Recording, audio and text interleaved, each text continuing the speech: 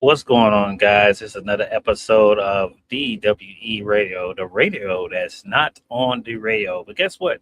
We're on Spotify, we're on Twitch, and we're on YouTube. It is a Sunday. I know everyone's looking at their calendars and saying, hold up, DWE Radio doesn't come on Sunday. Well, we're doing a special edition of DWE Radio, the Go Home show of SummerSlam, guys. Welcome. How is everyone doing on this Sunday afternoon? Hope everyone is doing okay. I am your host, Miami the Great, and I will be joined here with my co-host, the final boss baby of DWE, the CFO, the HR lady of our team, guys. Like I say, welcome everyone for coming in and joining us today. Like I say, normally we do these on Saturdays, so this Saturday will be SummerSlam, which we will get into. We will get into some talk about WWE Radio.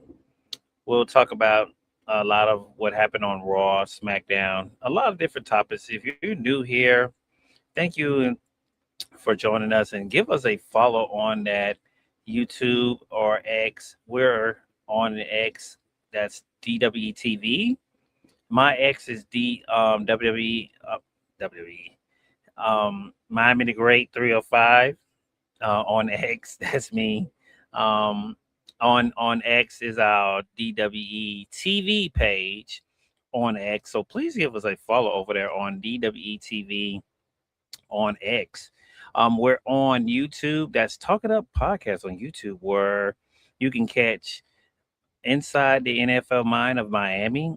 Also, you can catch DWE Radio, all the episodes of DWE Radio, even back when we used to do Talk It Up Podcast episodes. So if you want to catch all the old episodes of before we start doing DWE Radio, go to YouTube.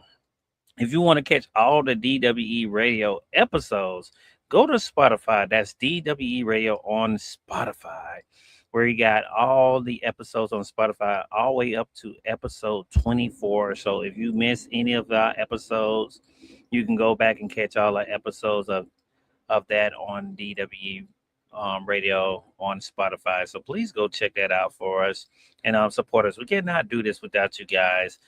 We are the voice of the IWC here on DWE Radio. We hope to stay that for a while, but like I said, we cannot do this without you guys. So thank you guys for joining us this beautiful, if it's morning time where you're at, morning, afternoon, lunch hour. If you're joining us on the lunch hour, I hope you are listening to us from your telephone, your laptops, your iPads, your phones, wherever you're listening to us from. Even if you're listening to us in the car from the radio, that will be pretty cool. Thanks for doing that. That's the whole process of DW Radio. Like I said, we'll be talk about a lot of things. Join us on Twitch. We're also on Twitch. That's DWE Radio on Twitch. Or you can join us on DWE TV on Twitch. Please give my co-host a follow. That's Final Boss Baby BBYCFO on the X side of the X. Please give her a follow. Like I say, we got a lot of great topics going on today. How's everyone doing today? Right after us, after we go off, there will be no after the slam today. That's why we went on Sunday. We know you guys are used to two shows, so after slam took the day off. So we took the slide of after the slam. But right after us at the 6:00 p.m. Eastern Standard Time, you have EVP Scoops with the EVP. So join him right on X. That's going to be live on DWE TV, or you could join him and you can catch all the exclusive scoops for the go home show of SummerSlam. Like I said, we got a lot to talk about today. How's everyone doing for today? Like I say, we got, I would say we got a couple of topics. We got 10 topics, so that's not bad for today. Like I say, today's show is I put Hometown Hero. That is not the show today. Um, like I said, today's show will be about the worst. I feel like this is the worst road to SummerSlam, and we're gonna do some fantasy booking today, guys. I know normally we don't do fantasy booking here, but we're gonna give fantasy booking. We always gonna try to keep it real and keep it straightforward. We try to give you guys a platform where we we'll considerize a lot of things, be critique about a lot of stuff, even when it comes to the bloodline. I'm a big bloodline fan, but when something's not going right, I have to call it out, man. Especially and most of the majority of the time, yes, it is WWE, the creative team. It seems like they are more invested into doing, and it was I forget who it was, but it was someone that was saying that the creative is only concerned about the entertainment side and not just about the roster of who they have. I mean, I guess me and Final Boss will definitely talk about who we got on the SummerSlam picks because that's going to be this Saturday and Sunday. Um, and we won't be live this Saturday and Sunday. We might do a watch party. Who knows? I'll take a look at it. I might do one Saturday and Sunday. We'll stay tuned for that maybe.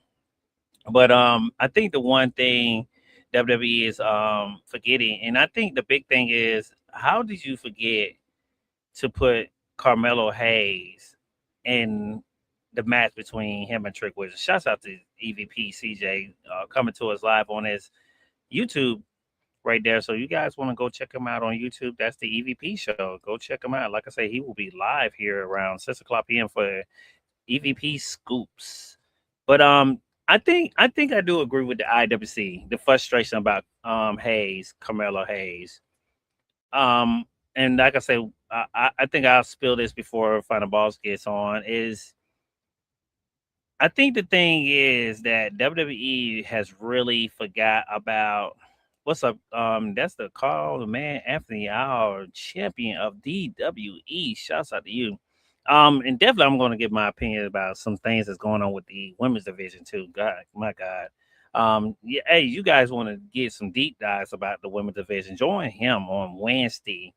That's 8 o'clock p.m. for the Queens of WWE. Man, him and CJ, his co-host. Man, I love that show. It gives me a different perception to listen to something new because it's about the women's division. And man, I enjoy that show. Being backstage, being the producer, and just listening to those two guys, just really give their takes about the women's division. I really love it. It's a deep, good dive about it. So shouts out to him and CJ EVP for doing that on Wednesdays.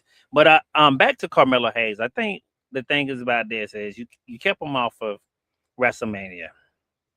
Now he's not on SummerSlam. The story was there. And shouts out to Bear Corbin. I love the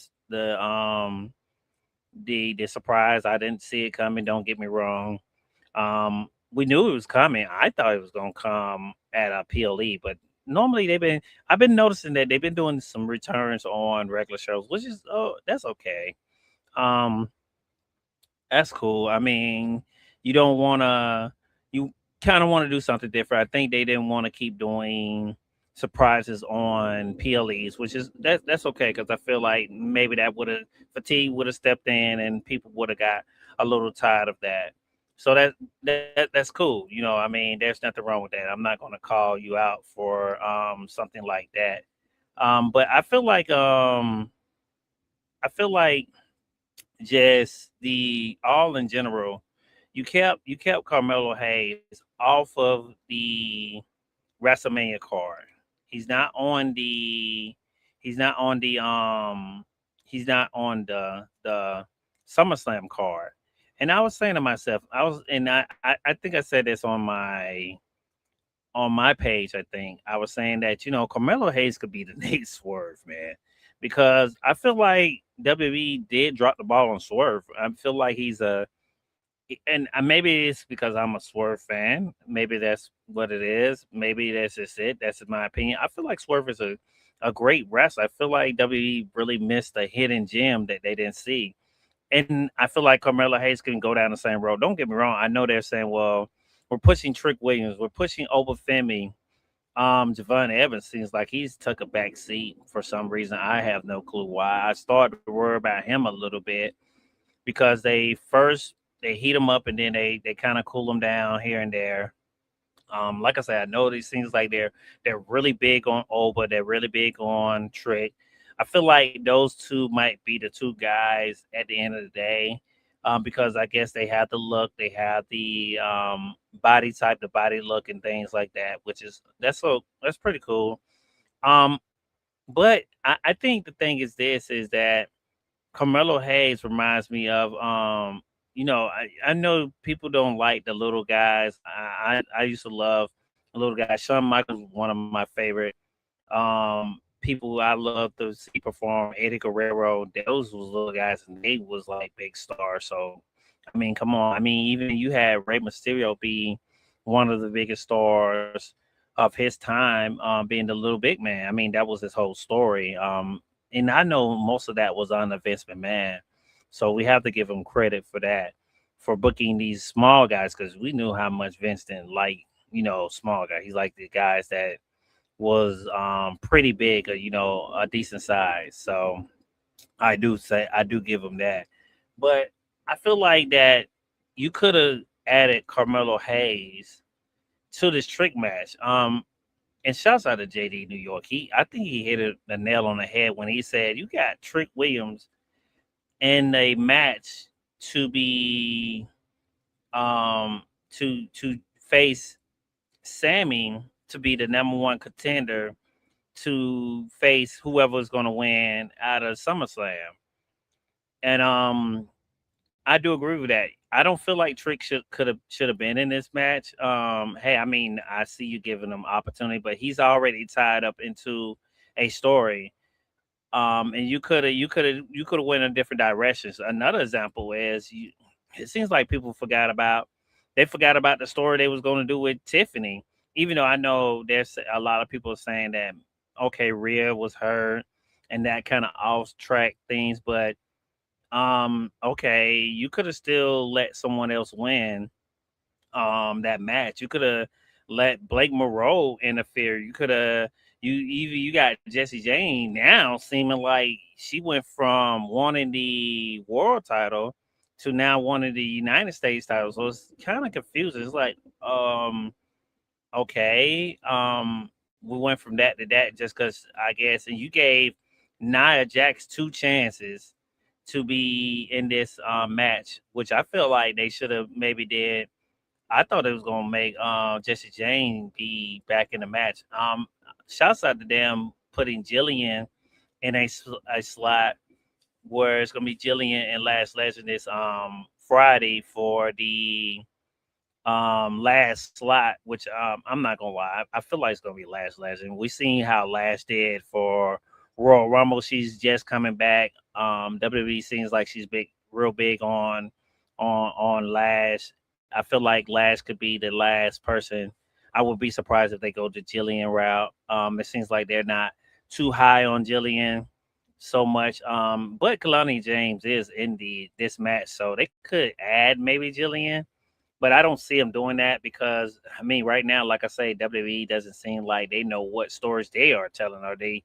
It seems like they tend to forget the stories they do when it comes to doing this booking of what they're doing. Like I say, the whole thing with Carmelo Hayes, it's the same thing with him. You forgot that he was dealing with Trick Williams, and next thing you know, you moved away from that quickly. Even Ricky Saints is no longer involved with the story. Since you brought in Barry Corbin, it's like, okay, well, we'll move to this. And then here and there they was doing teases where Trick and Carmelo Hayes was still, doing this back and forth with like, hey, I'm trying to, make my way of getting to this championship, and the next week we just forget about that. Next thing you know, it's okay. Baron Corbin attacked the Trick Williams after the when the program went off, when SmackDown went off, and even though now we know SmackDown is 2 hours, I feel like you could have. I think the time management with WWE and their writing, their creative, they don't use it as good as they should. Um, you can still mix some promos in there. If you want to do two or three promos throughout the program, that's cool. That's okay. It seems like tomorrow they have a great lineup for the Raw card, which join Cal and Greg for the rundown of the card, and after that you can hear CJ's recaps of how he thinks of Raw.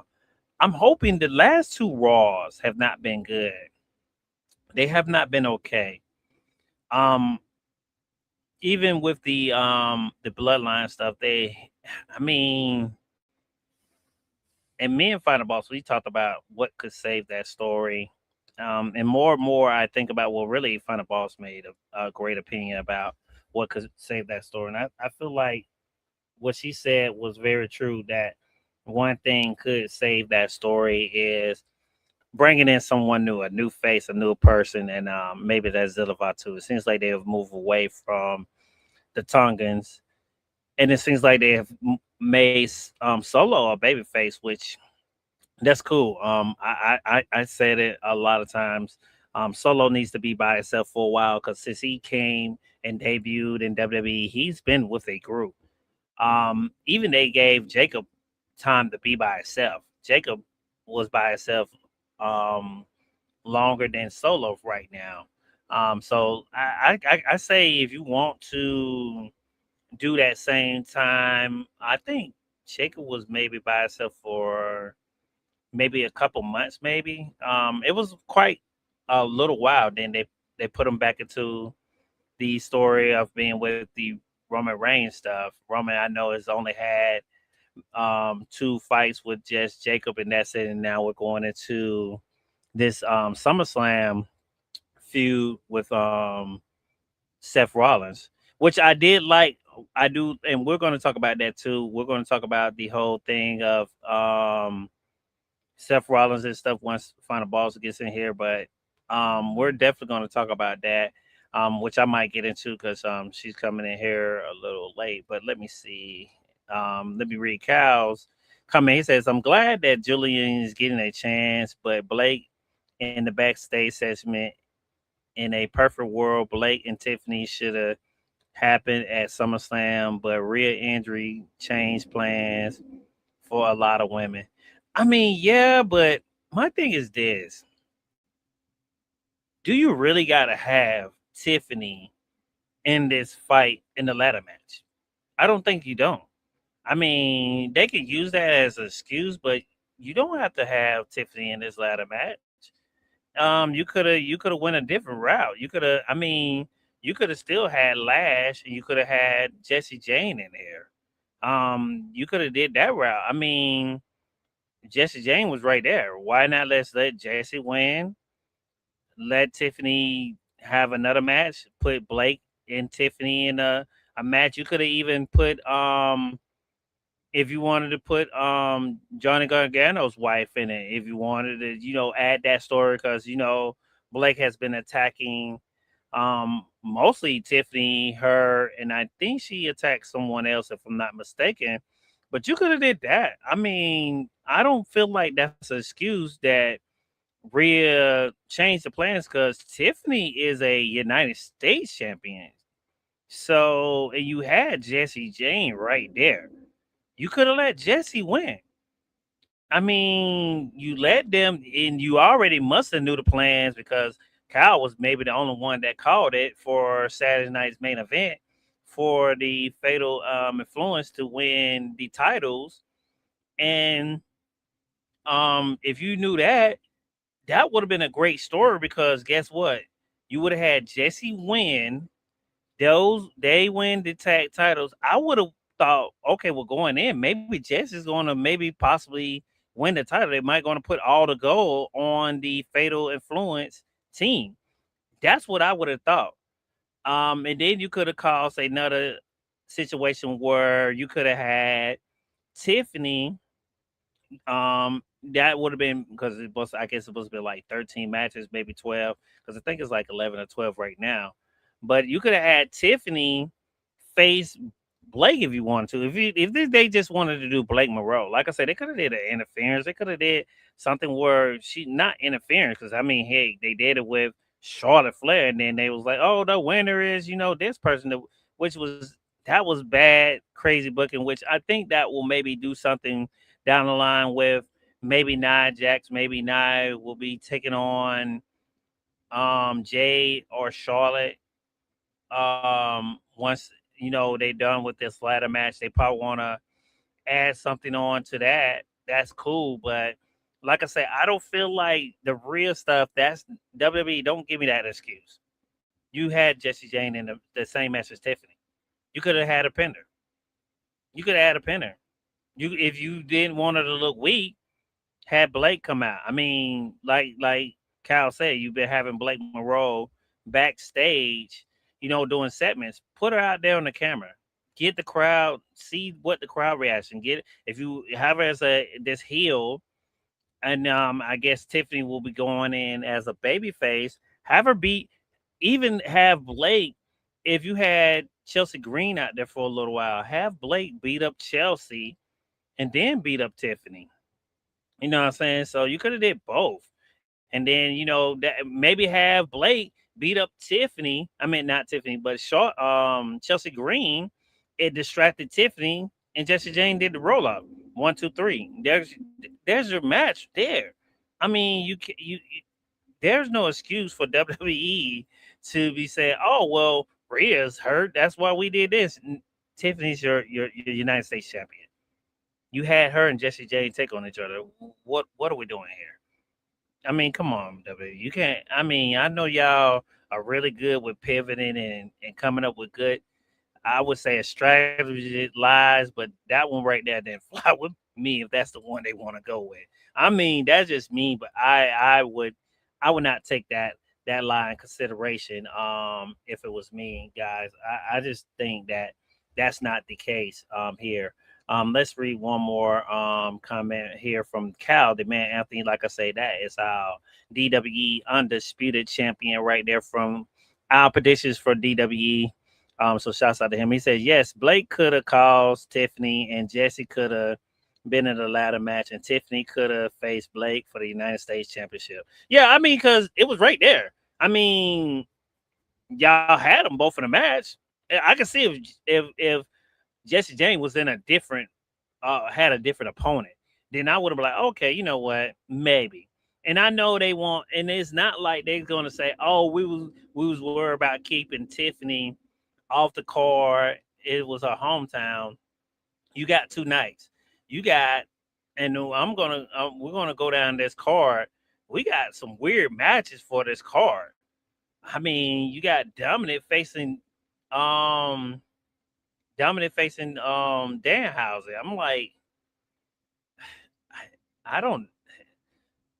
It feels like a waste of space. You could have put Tiffany in Blake for that.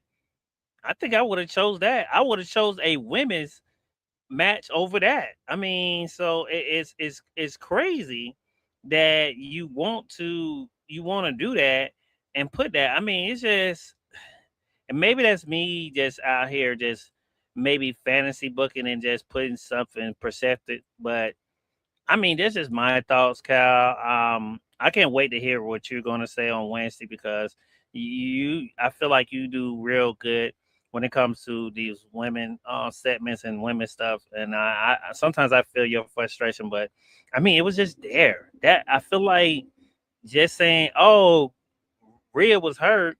That's why we went with plans different." You had the ladder match. One thing I'm really upset about is one, you didn't have Joy and Grace in the ladder match. You say you don't have nothing for her. You could have filled the spot. You gave Nia twice the chances. You could have put Jay, even if she would have lost, at least she would have been on there. You could have had her in there. Even if you didn't want to have Tiffany in there, you could have had someone else take Tiffany's slot and have Jesse Jane take on Candice LeRae. If you wanted to do that, someone, if y'all was so afraid that you didn't want Tiffany to take the pin, You could have set up this match. They love doing backstage segments so much. You could have set up the match where Blake, you know, attack Tiffany again and set it up that way. It seems like now Nick Otis is now going to be a wrestler. You could put he's not the Raw general manager, he's both general managers again now. But you could have did the general manager and made the match. Okay, we're gonna do this. I mean, that's what they've been doing. So why not? So this is something, I feel like they could have did. But let's get into it, man. We're gonna get into a couple topics. I guess I'll start off with Raw. Here, like I say, we had the return of Jey Uso. He returned on Raw this Monday. He's been off of TV, I think, for like at least 2 weeks. It was very surprising to see him come out. I thought we was not going to see him until SummerSlam, but and we seen him on Friday night, SmackDown too. So he's been on both shows. He's been both back. I'm not gonna lie, I kind of liked it a little bit. They seemed like they took Final Boss's advice by the bloodline coming in, beating down people and showing their dominance. I do like that part they did, and coming out, beating up LA Knight, beating up Solo, even beating up Royce Keys. Like I said, Royce Keys has the size. I don't know if they're going to do the whole babyface route with him. Even if after SummerSlam, I'm really interested in seeing what route are they going to go with Royce Keys. It seems like I say, it seems like Solo has took this whole babyface route with with the with this whole story right here. So I don't see him maybe joining Roman. I don't see him at first. I had him joining maybe the Vision, but I think the Vision is a heel group. So and it seems like fans are really liking Solo as a babyface. So I guess he's gonna go to babyface route. I feel like he can go by himself for a while. I don't see him turning on no one because if WWE was smart, for once they need to start back looking at their audience and just going back online and seeing what the audience is saying about these stars.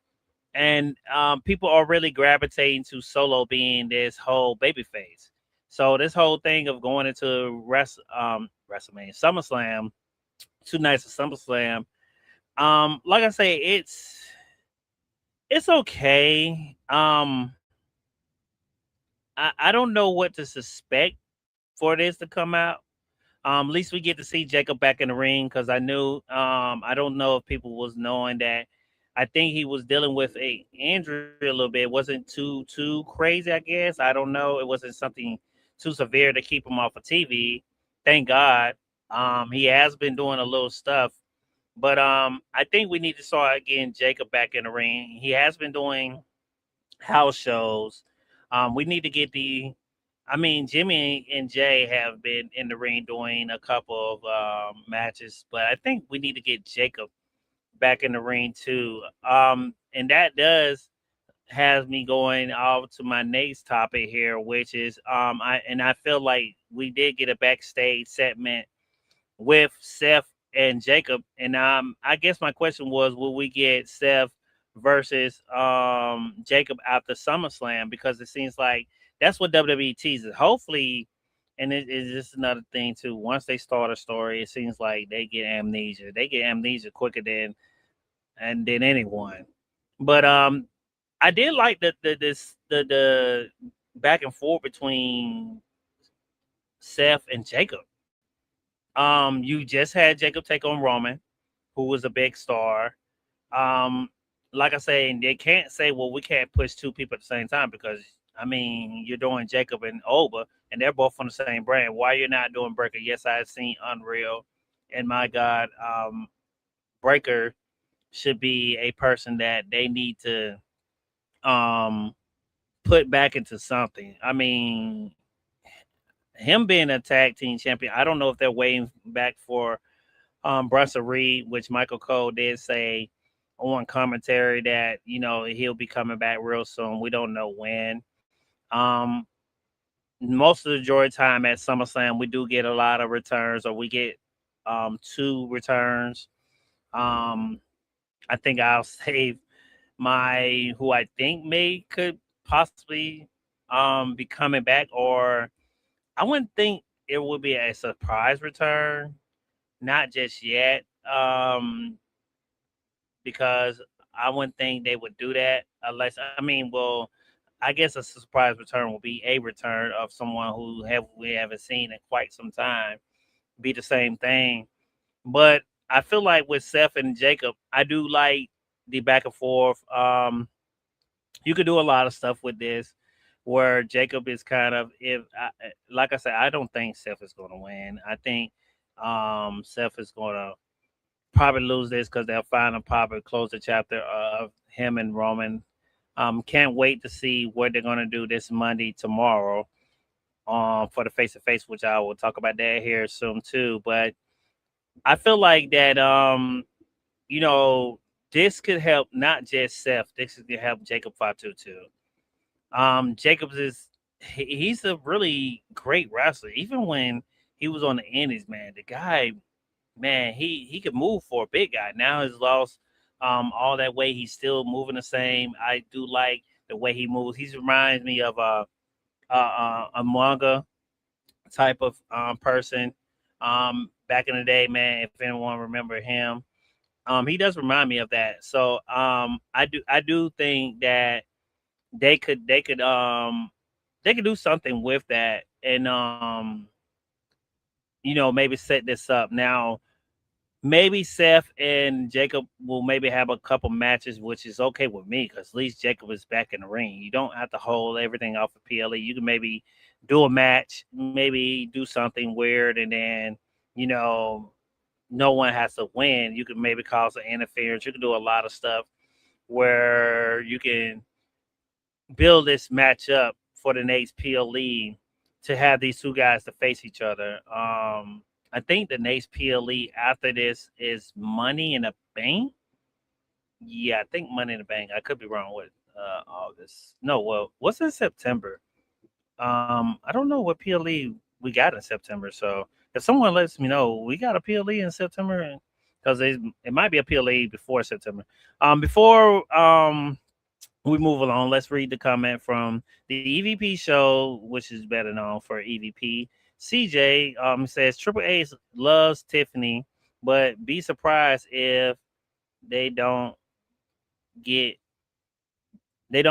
two belts to Tiffany because it's her hometown.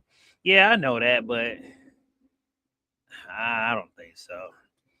He says also for now there are 3 women matches and 9 men matches. Yeah, I know one is Liv and Io Sky. You got the women's ladder match. Who's the third? Who's the third women's match? I'm forgetting.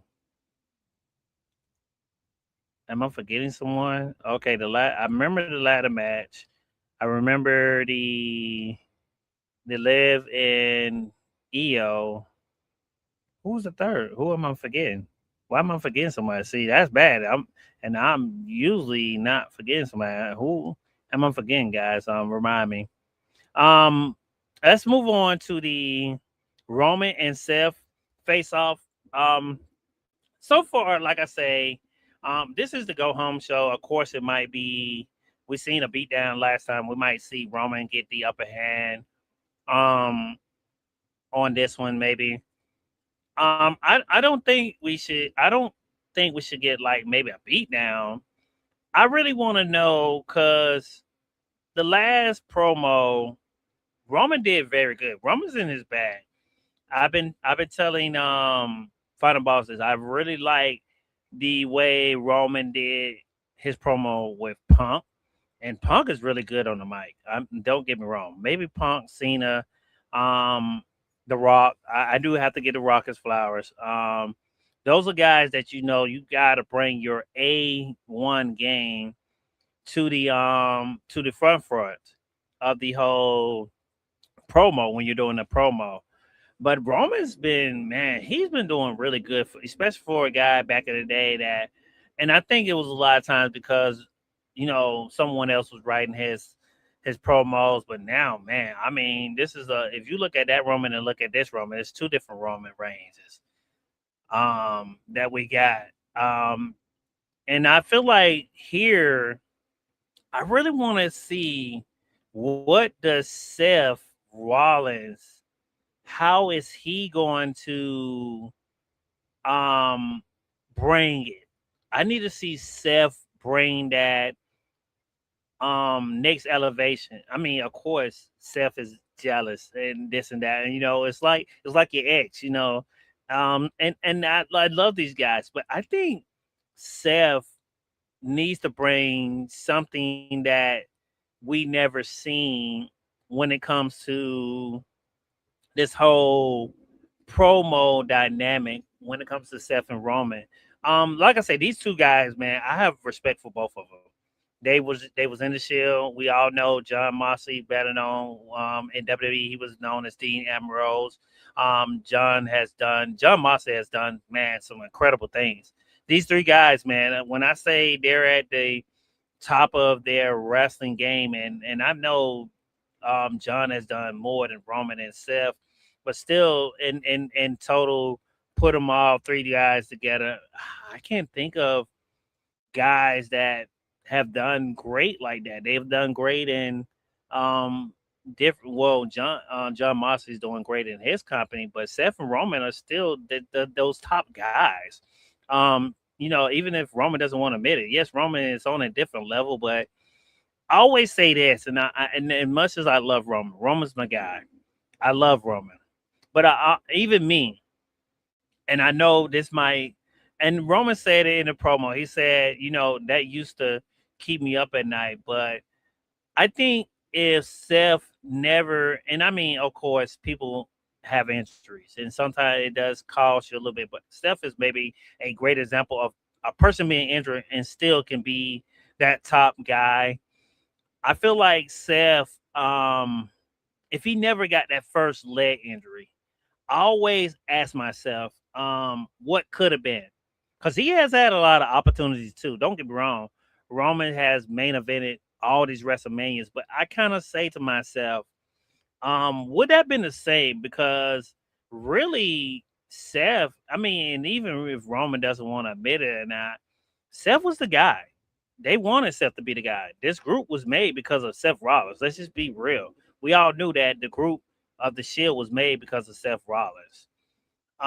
Because they wanted him to be the guy. But once he got that leg injury, I wouldn't say it kind of derailed things a little bit, but he still stayed at the top.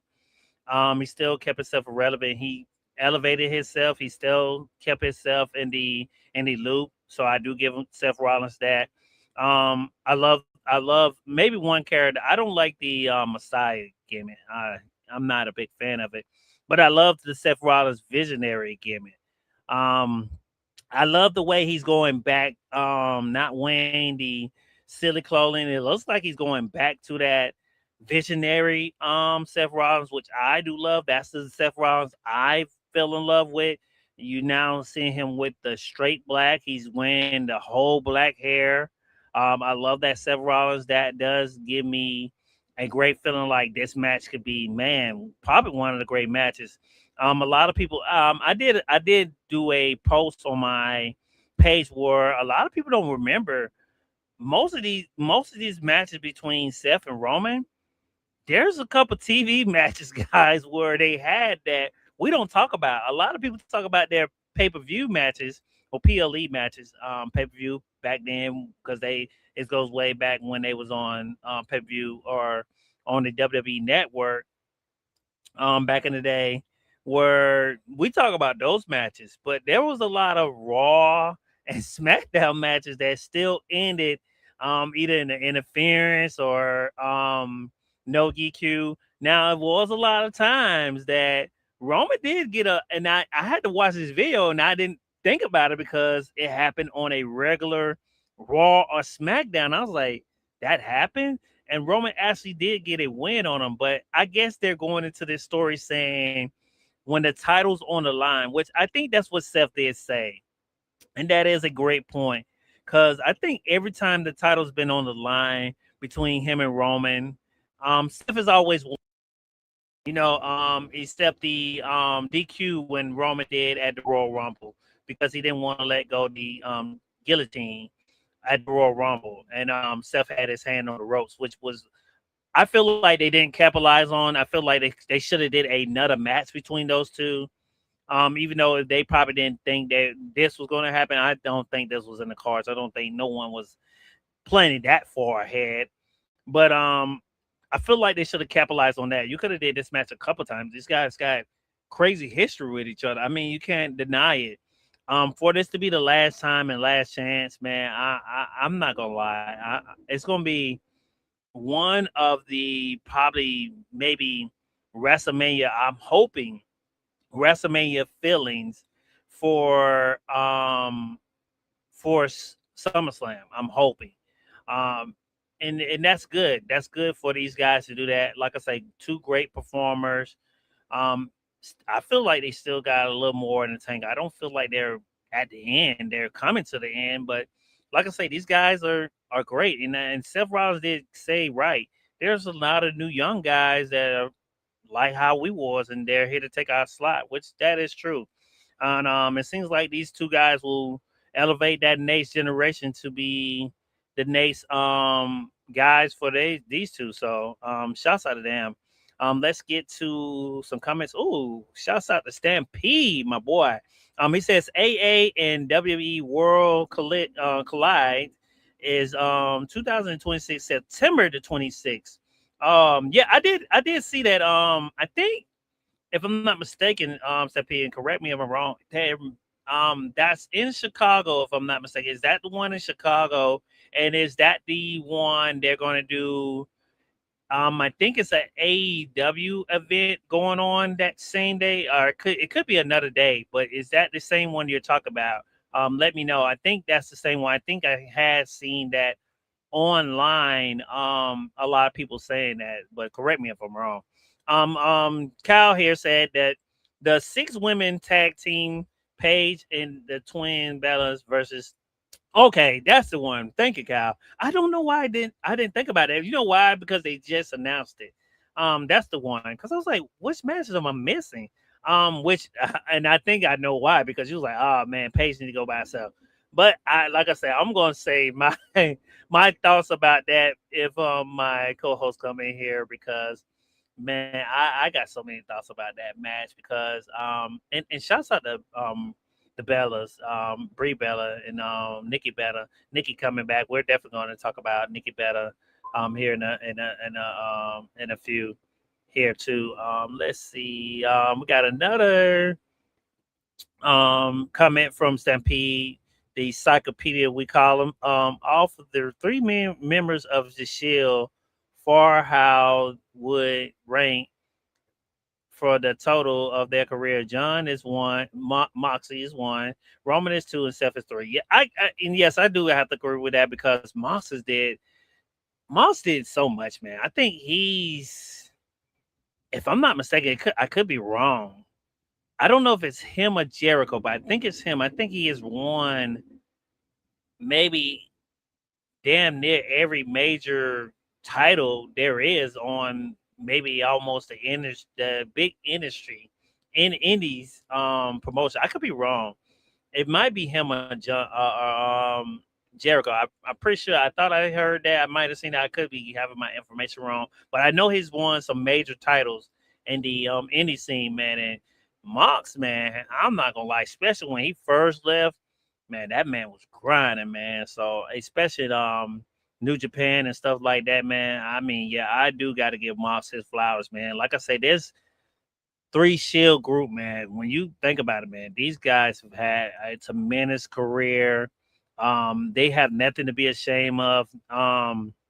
Even when it comes to Roman and Seth, even though they didn't leave the company, I still feel like they have done some incredible work, some incredible things. But hey, man, like I say, the Shield is the Shield, man. I think we'll forever be grateful to see this team form and go the road they went to become the stars they are today, man. So I do agree with you on that, Stampede. I think so too. Like I say, John Moss is maybe one of my favorite people, and that's me and Carlos' favorite group, the Death Rebels. Okay, it says, and we have another um comment from here from the EVP show. EVP, he says Sunday night main event is in September in Cody hometown. Oh yeah, yeah, yeah. I think it's in Atlanta. Yeah, you're right.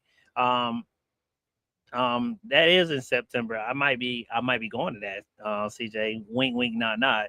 Maybe somebody heard that, but hey, you never know. You might see me there. I do want to go to one of the events. Like I say, main event. It's not one of my top PLE guys, especially this last one they did. My God, main event, man. It was just I don't know. I don't know what they're doing. Cause and like I said, I know they was in the Knicks' hometown. They wanted to capitalize on the stuff what Dan Houser did. They wanted to try to involve the New York Knicks as much as they could, bring the sports into the wrestling stuff. But my thing is this, and I don't know, maybe overseas, I'm pretty sure you can't watch it on ESPN. As far as I know, you can still watch it on Netflix and Peacock, because we have Peacock here in the United States. But I feel like my thing is this: there's nothing wrong with entertainment. Don't get me wrong with that. I mean, there's this WWE is built off of entertainment. That's their thing. We know that's what y'all are. But my thing is this: is you had Punk, you had Cody on this card, you had Roman, even though Roman was coming out doing a promo. Roman Reigns doing this thing, and I think they said at the last minute they got the chance to sell the tickets they sold. Far as I know, I think they said they did sell out for main event for the past main event up there in Madison Square Garden. Um, when I look back at it, the overall show, was it a great show? I'm not going to be real. No, it wasn't. It was not one of and maybe because I'm not a big fan of Saturday night's main event or Sunday night's main event whenever they want to do it, because we have seen it come on a Sunday one time. But my thing is this: is just I feel like you I mean, they did take a gamble on doing a title change, because I did go on CJ's recap and I was like, man, they normally don't do title changes, even though Step P did bring up. I forgot about the CM Punk and Jey Uso, even though it was a vacated title. But they usually don't do title changes. Well, I was saying like actually when the person goes in as a champion, and because they normally walk out champion. And that's kind of good they finally did it, because now they took the gamble on doing it. Now that makes us think, well, when a champion goes into main event, could they possibly lose their title? Which I'm cool with that. That's cool, because now that has me like, man, this champion could drop the title, and wherever they want to be at. Like CJ said, main event is in Atlanta. Could we see Cody become champion and go into main event September and drop the title again? I mean, he does want to. I guess he's trying to go for a certain amount of number of being champions. I don't know. Maybe he could pick it up, drop it down. I don't know. Um, and maybe that's something they want to do for Atlanta, because I know Cody loves doing those Atlanta events, because one, he's in his hometown. Um, and things like that. So don't get me wrong. But I feel like with the main event stuff is we've treated it like it was, and for me, maybe it's just me, it feels like it's one of the lowest card PLEs for me, especially this past one. It wasn't it didn't give me that whole, oh man, this was okay, it's pretty decent. We're pretty much going the correct way. Like I say, the biggest thing that happened was the title change for me. You know, of course, I knew they was gonna do the stuff with the Dan House and stuff. I knew they was gonna, you know, bring in someone from the New York Knicks. We did see the mini housings again, which I think that will be something we probably see this Saturday, SummerSlam.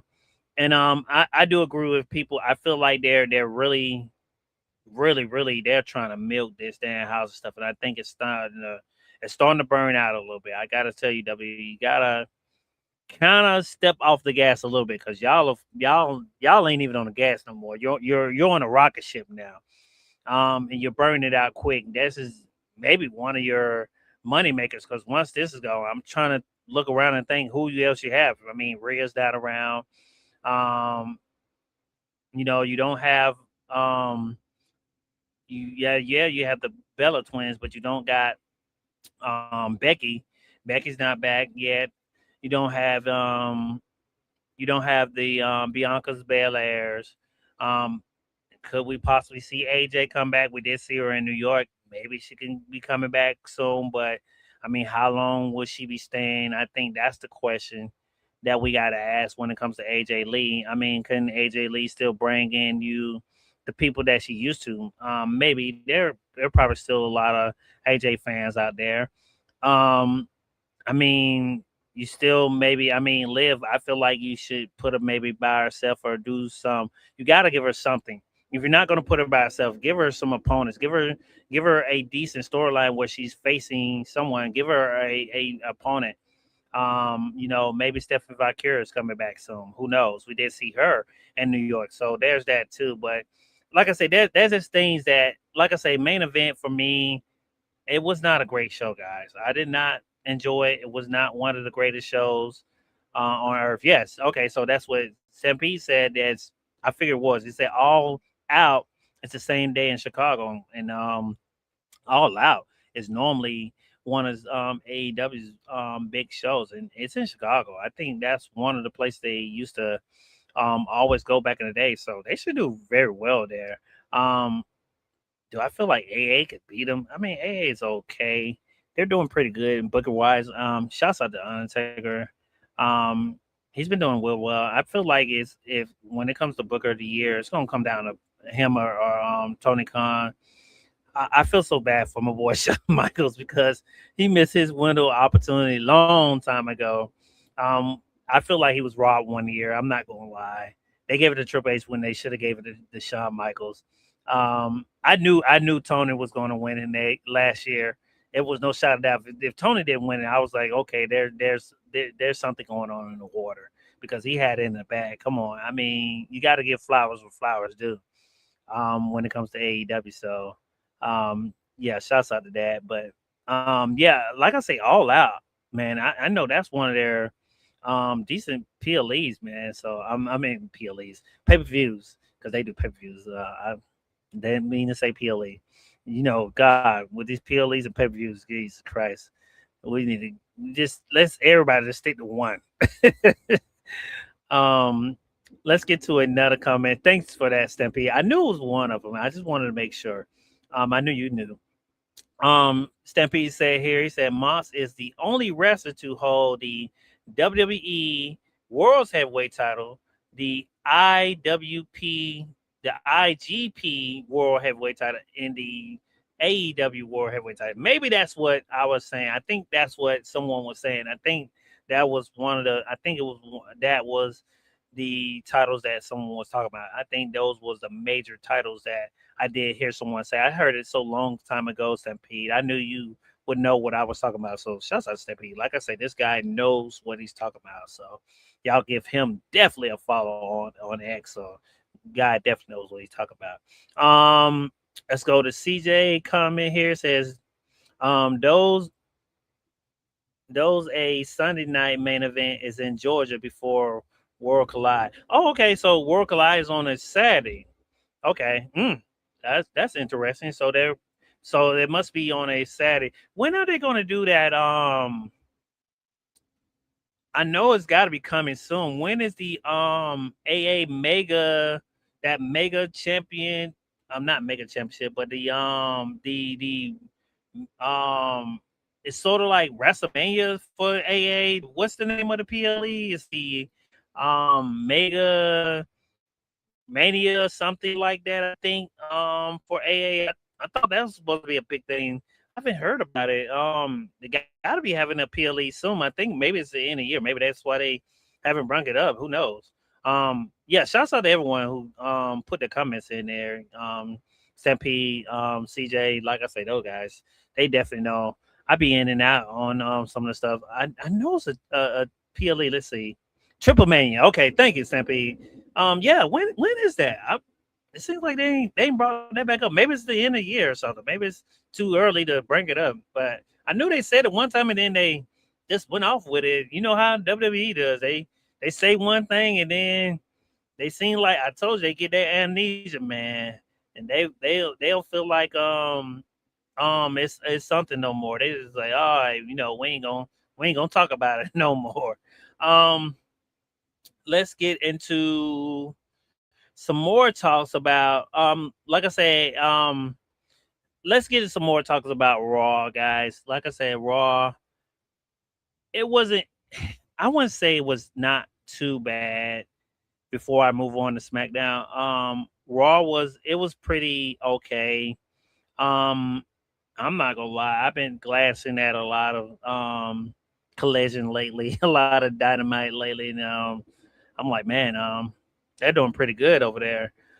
Might start back watching a little because I look at the highlights of AEW and stuff because I know sooner or later I know CJ will be covering that soon.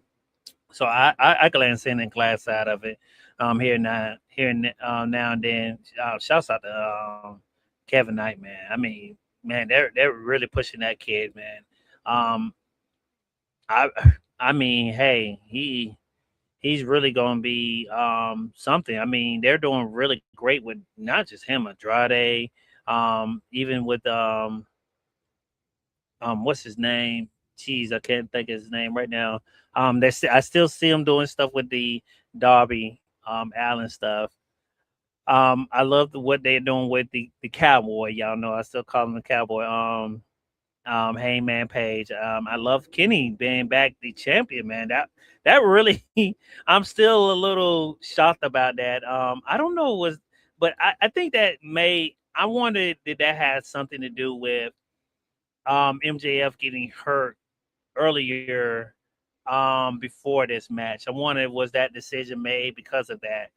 Him and Osprey, man, I feel like they're going to tear down the house too. I feel like I can't wait to see that match between him and Osprey. I feel like they're going to have maybe the match of the night, maybe hopefully. I would love to see that between those two guys. I feel like they're going to go down there and tear down the house. I'm not going to lie. I would love to see Osprey win the title. I think that's what they are going to do. I mean, like I said, they gave it to Darby, which I think that was plans before.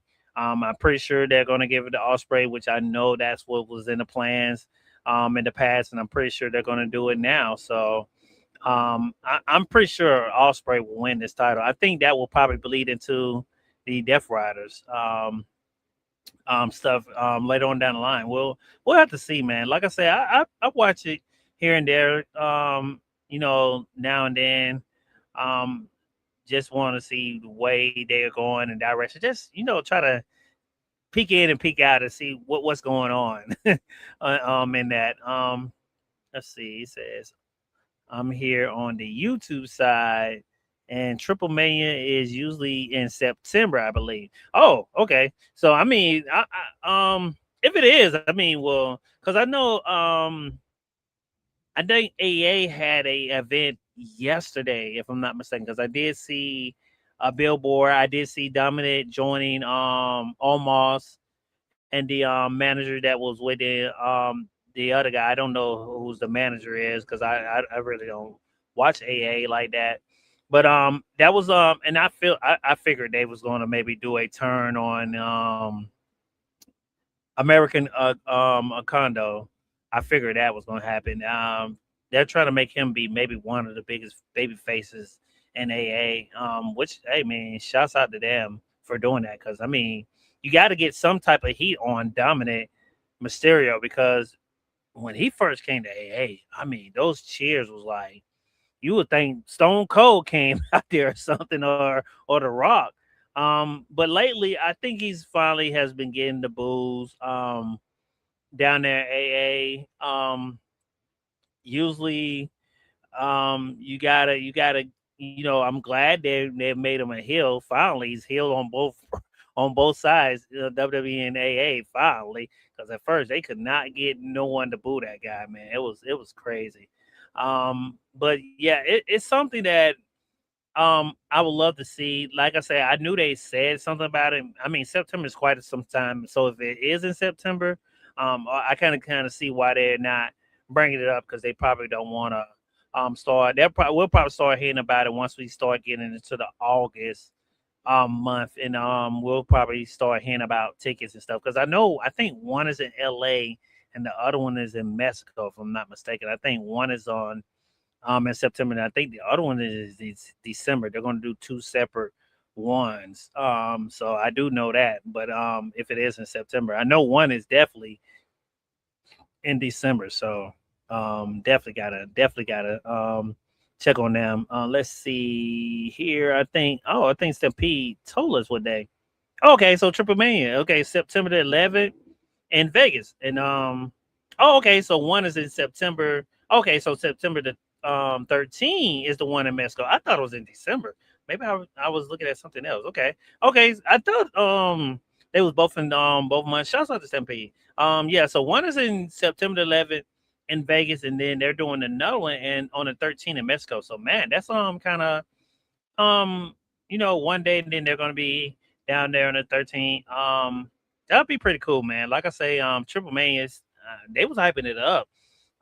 So September is quite some time. Like I say, we'll definitely probably start hearing more stuff about that. I'm pretty sure they're gonna probably make that be a big show, especially in Vegas, man. You're gonna have to really do it big. I wonder is they gonna be in the Team Mobile Stadium or actually the stadium for the Raiders. I gotta check and see on that 11. Is that a game on that day for the Raiders?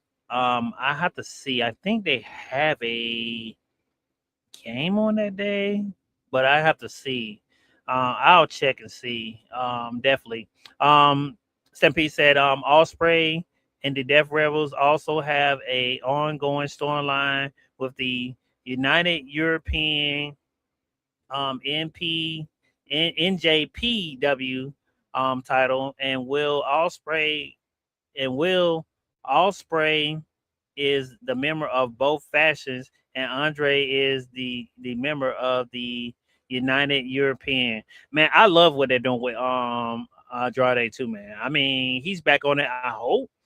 They did Andrade. I don't know if everyone's seen it. He did tease with she's not going with Zelina. Well, it is kind of Zelina, but it'll be um Zalina. I guess that's how she will pronounce it because she got an X in front of it. So I'm pretty sure it will be pronounced Zalina. I don't know. I have to when she does appear, maybe we'll have to hear it. I would think that's the way they would go, but I would love them to pair those two up and keep Andrade the character he is, man.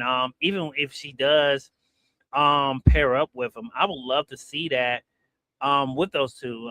They did so great in um NST. They're a great pairing. I would love to see Andrade be paired back up with him. Like I say, Andrade's been doing some great work. I do catch some of his stuff every now and then, and man, he's really, man. Like I say, he's turned around quick. I didn't think this next run was going to be the way it was.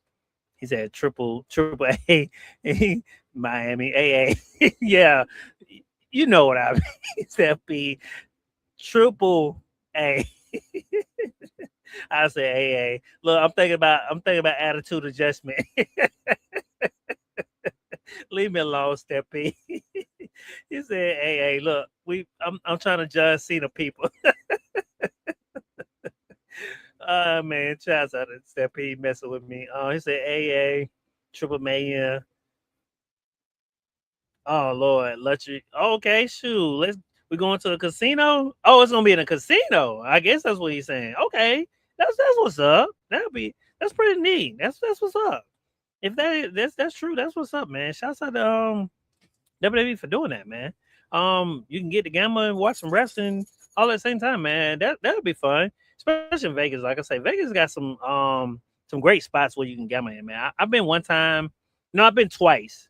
I've been twice. Do want to go again sometime soon because I do like going to Vegas. So it is fun going to Vegas out there in Vegas. Um, so that is something fun to do when you go to Vegas. Let me see something. But let's go. Like I said, yeah, let's go to SmackDown, guys. Um let's talk about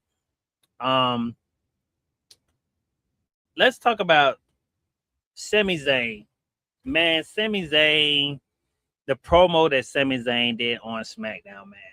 If he wasn't right, man. Sammy has really been I love this character for Sammy. Um it doesn't give me I wouldn't say it wouldn't be heel vibes now no more.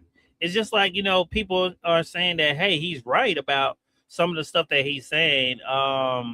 You know, he said that the man who 18 days ago was the world champion supposed to be sitting on the bench of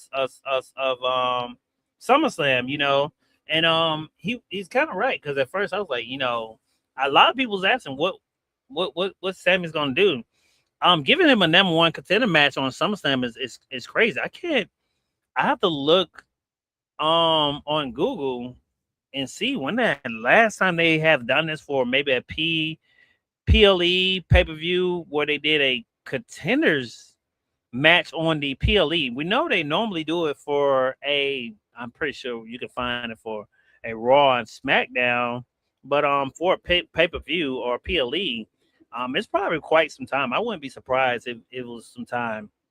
But like I say, Sammy has really put into this character where he's done wrong, and really saying that it's injustice that things are not going his way. Him and Finn Balor might have a great match this Saturday. It's gonna be really interesting to see who they let win this match. I think I got an idea of which way they're gonna go when they go down to the route they're gonna go. Um, when they go down to Sami Zayn and Finn Balor route. Um, but also I like the way Gunther came in and said what he said to Finn about, hey, you haven't, been, in this spot for 10 years, which is crazy, man. Finn Balor. Finn freaking Balor, man. I mean, you let this guy win the Universal title. He got hurt and you never I mean, he's been in situations where he's went after the title. Yes, we know Roman. One time he went after Roman Reigns when Roman had that historical run. I mean, yeah, but you did make another title, the world title, and you still didn't let him go for at least that title, which is crazy. Which I mean, well, one time they did with him and CM Punk. I mean, and they had a great match. Him and Punk had really a decent match. I would love to see him and Punk go back at it again. I would not be surprised they run that match back because they had such a great match on Raw. Would they make them run it back the next PLE in September if they have one in September? I'm pretty sure they probably have one in September. Crown Jewel, maybe, guys. What's in September? It's got to be WWE has to be. He said Triple Mania. Yeah, Triple Mania. Um, Crown Jewel, is it in September? What PLE are they doing in September, guys? Because I know October, which our very own CJ will be going to Money in the Bank. That's in October. Um, August, you got we got SummerSlam. I don't know what's in September. October, you got Money in Bank. Then November, you got Survivor Series. So are they doing Crown Jewel in September? Or we doing something in September? They get that. Pretty sure we got something in September. WrestlePalooza? I haven't heard about that. Um, Somebody remind me. Maybe I forgot. Maybe because um, I ain't looked at the schedule of the PLEs in so long.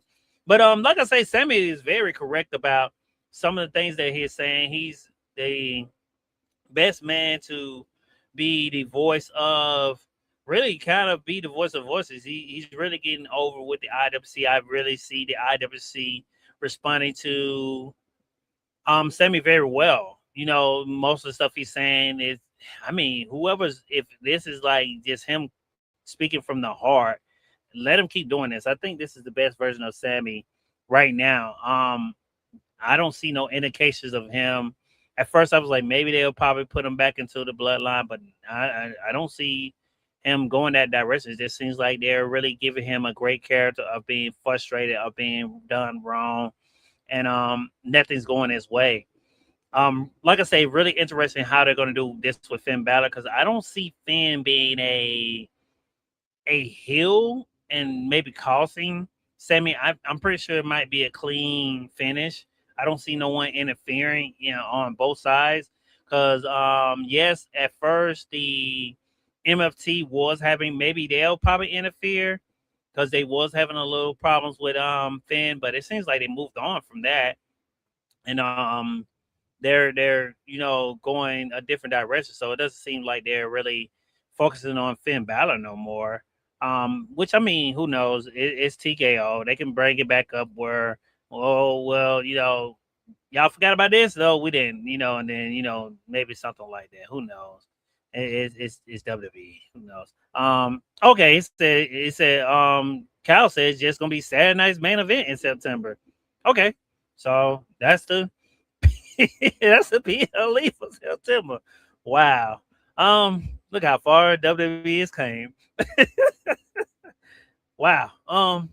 Okay. I mean, I guess, and that's gonna be on a Sunday. That's got to be the one that CJ was talking about. That, wow. Okay, that's and it's in Atlanta. Wow. Interesting. That's your PLE for September. Wow. What can you say about that, man? Man, WWE, man, we gotta do a little better, man. Maybe it'll be a decent card. Like I say, this last one, it wasn't a bad card.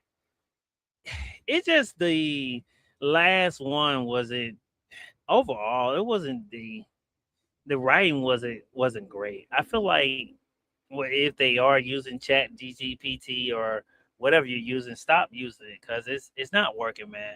You're forgetting about the people who are on your roster. You're saying you don't got um available stories for people that you should have stories for. You're moving away from stories that you're saying, oh, it's because this person got injured, which is can be far from true. That is not true. Come on, we all know that that's not nowhere near being honest or truthful. So let's be real.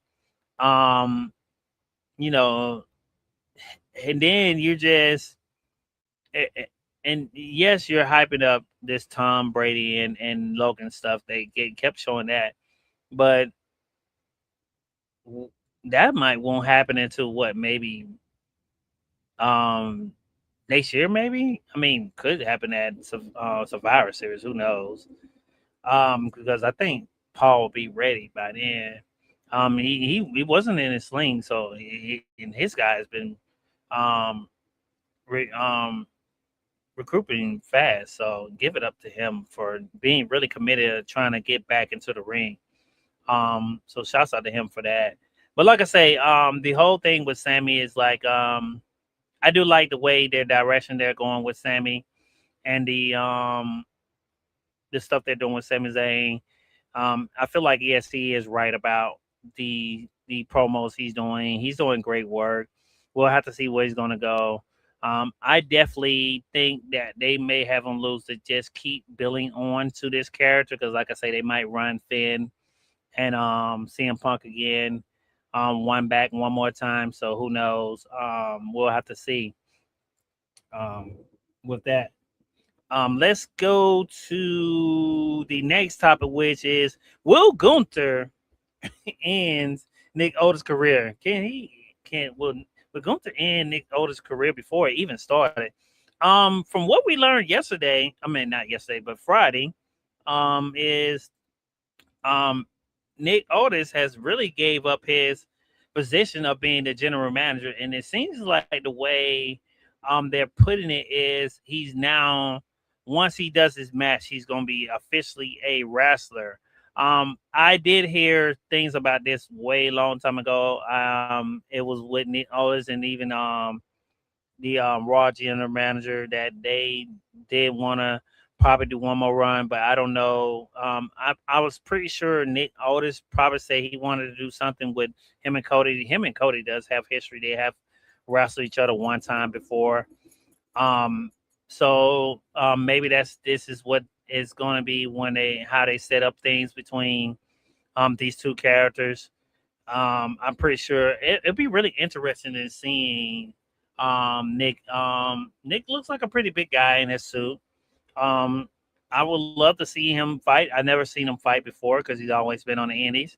It'll be great to see him fight once he comes on TV. I don't know how his style is, so it'll be very interesting in seeing how he does against Gunther.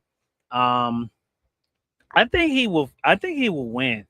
Because it wouldn't make sense if you're going to retire him because all you're going to do is okay. Well, he's back to GM. I would hope that's not the direction they're going to go, but man, maybe Chat GTP told him that. Oh, have him lose and make him go back GM. My God. No, WWE, if you're listening, and let's just be real, let's just go into it. Let's just fantasy book here. Let's go into our fantasy booking bag. Is if you're going to go the direction, let Nick win, let him stay being a wrestler. You can do it for a year. I'm pretty sure he wants to take on maybe Cody Rhodes. Who knows? Um, and let him fight. Let him have a couple matches. You need a couple bodies. So this is something that I would think you would do when it comes to Nick Otis. I don't think Gunther is going to end his career before he even started. Even though I love the Gunther saying that he did list the list names of who he ended. Goldberg, you had John Cena, AJ Styles, which I mean, you feel like those names you would think that okay, Gunther would be a big deal. Um, hey, I love his music. He has that every time Gunther comes out. I guess because I'm a Star Wars fan. I'm such a big Star Wars fan that I need every time Gunther comes out, I think of Darth Vader. I'm a big Darth Vader fan, guys. I love Star Wars, so he has the music. He has the he seems like he's so much of a person that you I wouldn't turn him face because I'll be too scared because he just gives off that natural heel gimmick. So that's just something I would do. Joe said CM Punk needs groups around him. You know what? And a lot of I do agree with you, Joe. A lot of people have said when he came out because and it has been times a lot of people have noticed that he's been wearing that Nexus color. Um, does CM Punk need a group? Huh, Joe? That's a great statement there. I don't know. Cause it has been a while since we seen Punk be in a group, man. I like him. I like him by himself. Punk is so great by himself. Punk does well by himself. That I don't think he needs a group. First of all, I do like him being by himself, but I mean, if you put him with a group, you have to really like tell me who will all be in a group, and I can think I would assess from there of who will all be in that group. For all. Before I bring my co-host here, I will finish off SmackDown here. Well, I got two more things about SmackDown. Since she's here, let's talk about Nikki Bella returning from SmackDown because we got one more thing for SmackDown. Then we'll talk about some more things. But Nikki Bella has returned to SmackDown. She made a return on SmackDown, which I was very surprised. I thought they was going to probably bring her back for SummerSlam. We did see her in New York. They did set up the 6-woman tag team match between Nikki Bella, Brie Bella, and Paige against Fatal Influence on this for SmackDown this Saturday coming up. Um, I mean, it's okay. I mean, I guess I like it. I think this is where you get the two ladies turn on Paige. Pretty much, I'm pretty sure they will lose and they will turn on Paige. This is where you're going to get the beatdown of Paige. This is where you get Paige just breaking off, being by herself, doing something that Cal been asking WWE to do for quite some time on his show, Queens of WWE on DWE Radio on Wednesdays at 8:00 p.m. Eastern Standard Time. He's been asking, so I think this is where you're going to get that angle, and then Paige goes by herself. But yeah, Nikki Bella's back. Great to see her back. She did the rack attack, which surprised that she did that move.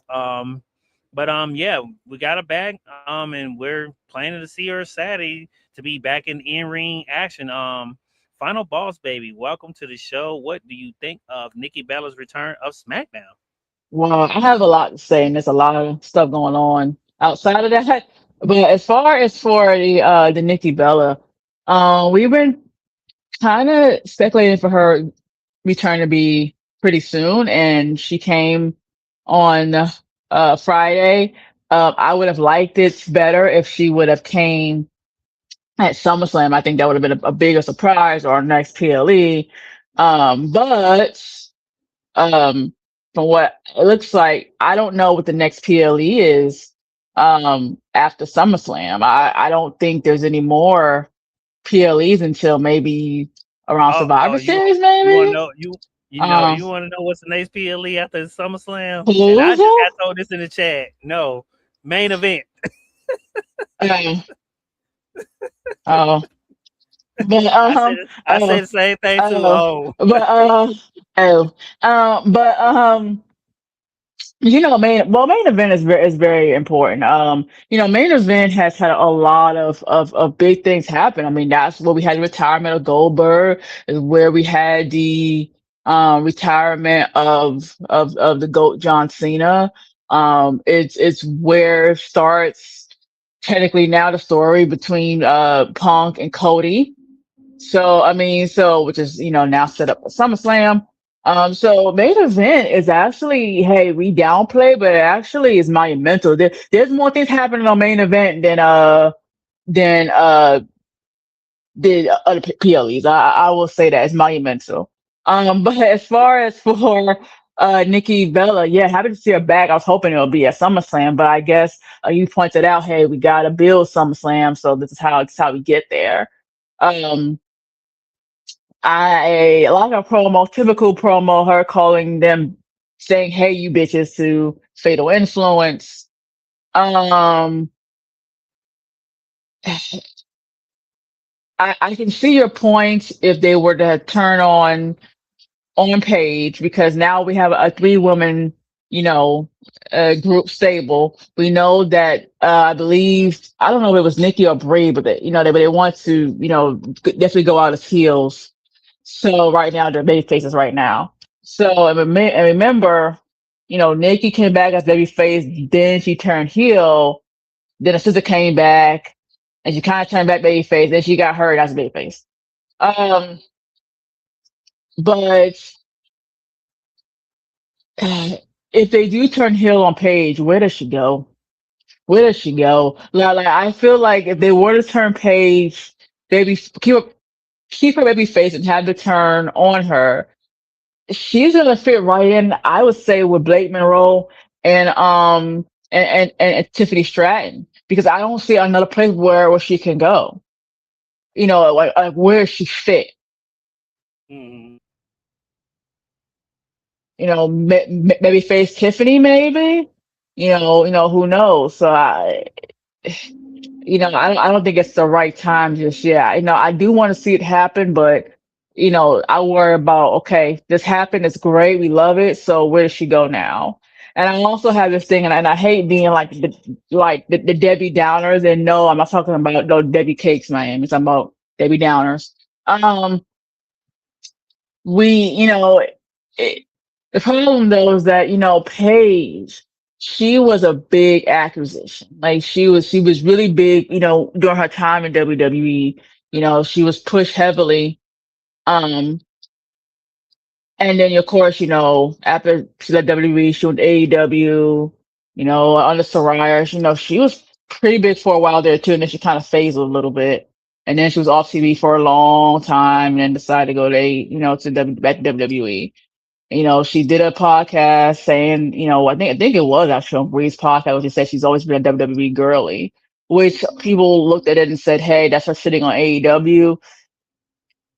It doesn't know because that the WWE was our home. We saw the Paige documentary, Fighting with My Family, you know, um, and it goes through all that.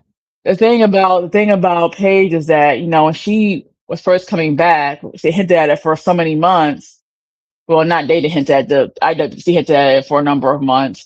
And I felt like it was gonna be a big thing. And it kinda was when, we got her to come out instead of Nikki when she said, hey, I called in a favor in.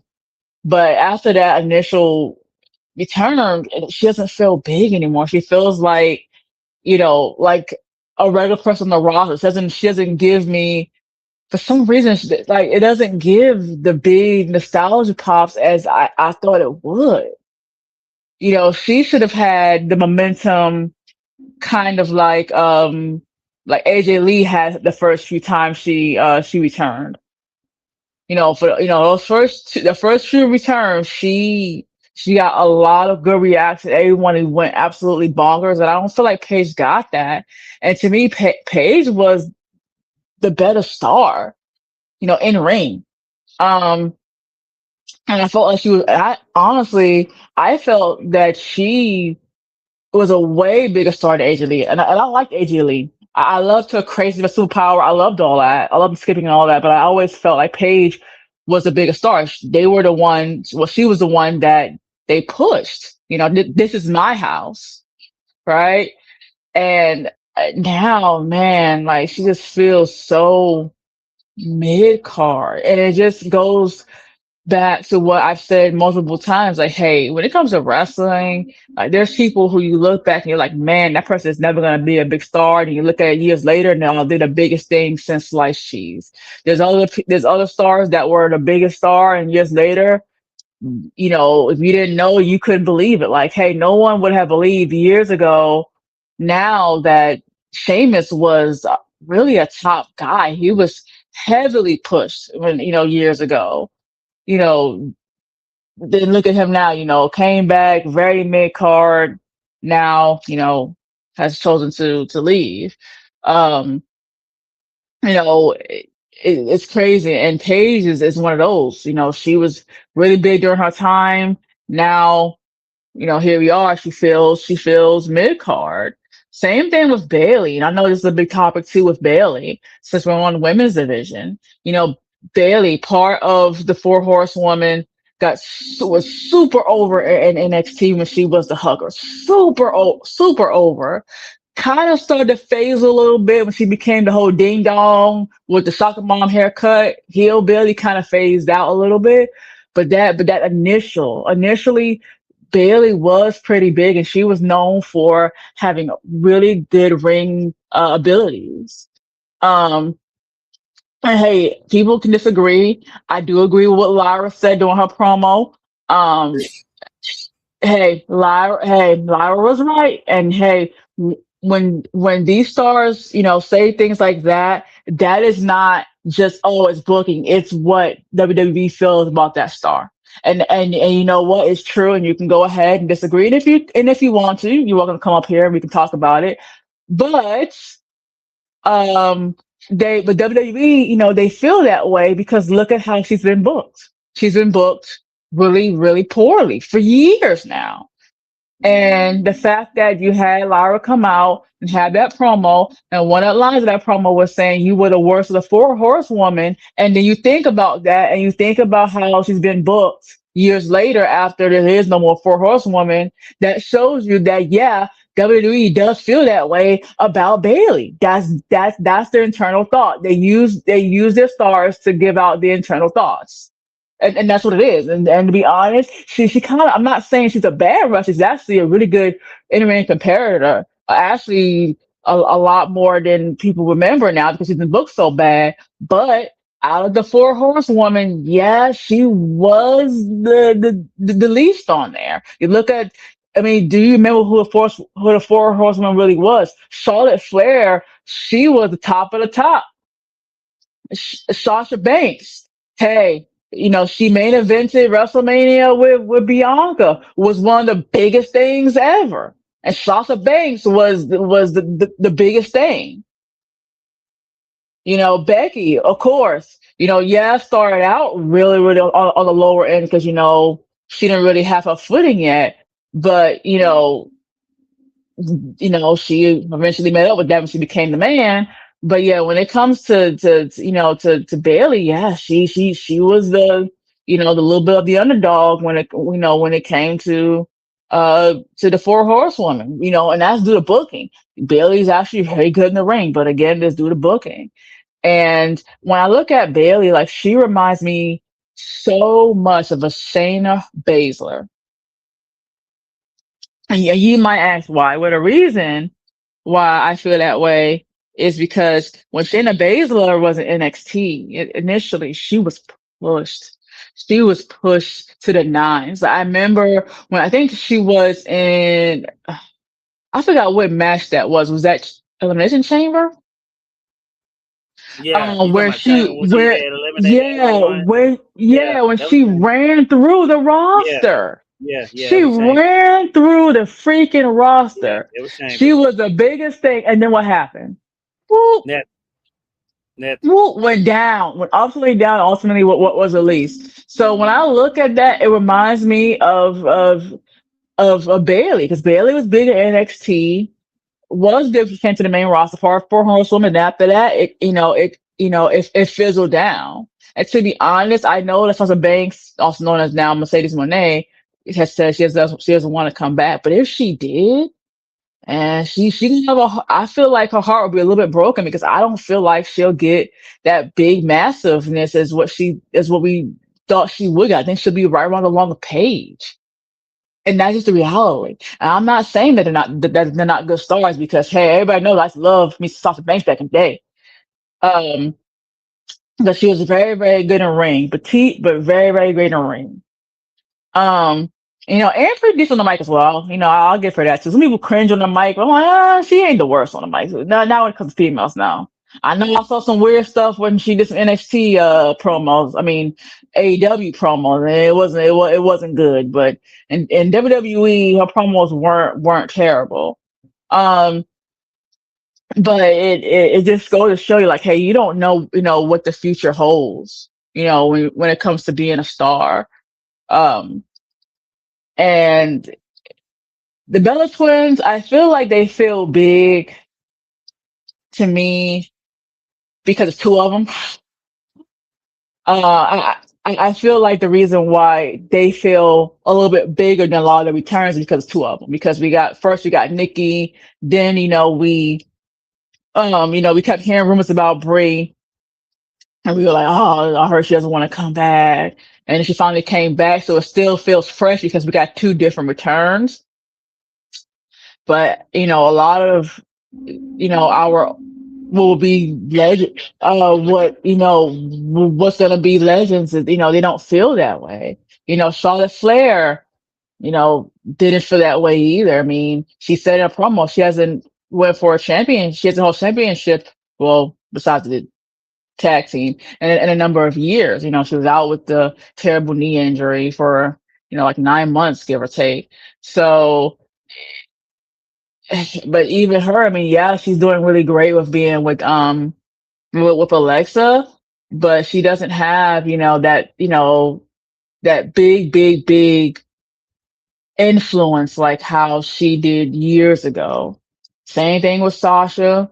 Sorry, not Sasha. Same thing with with Bailey as well. Becky.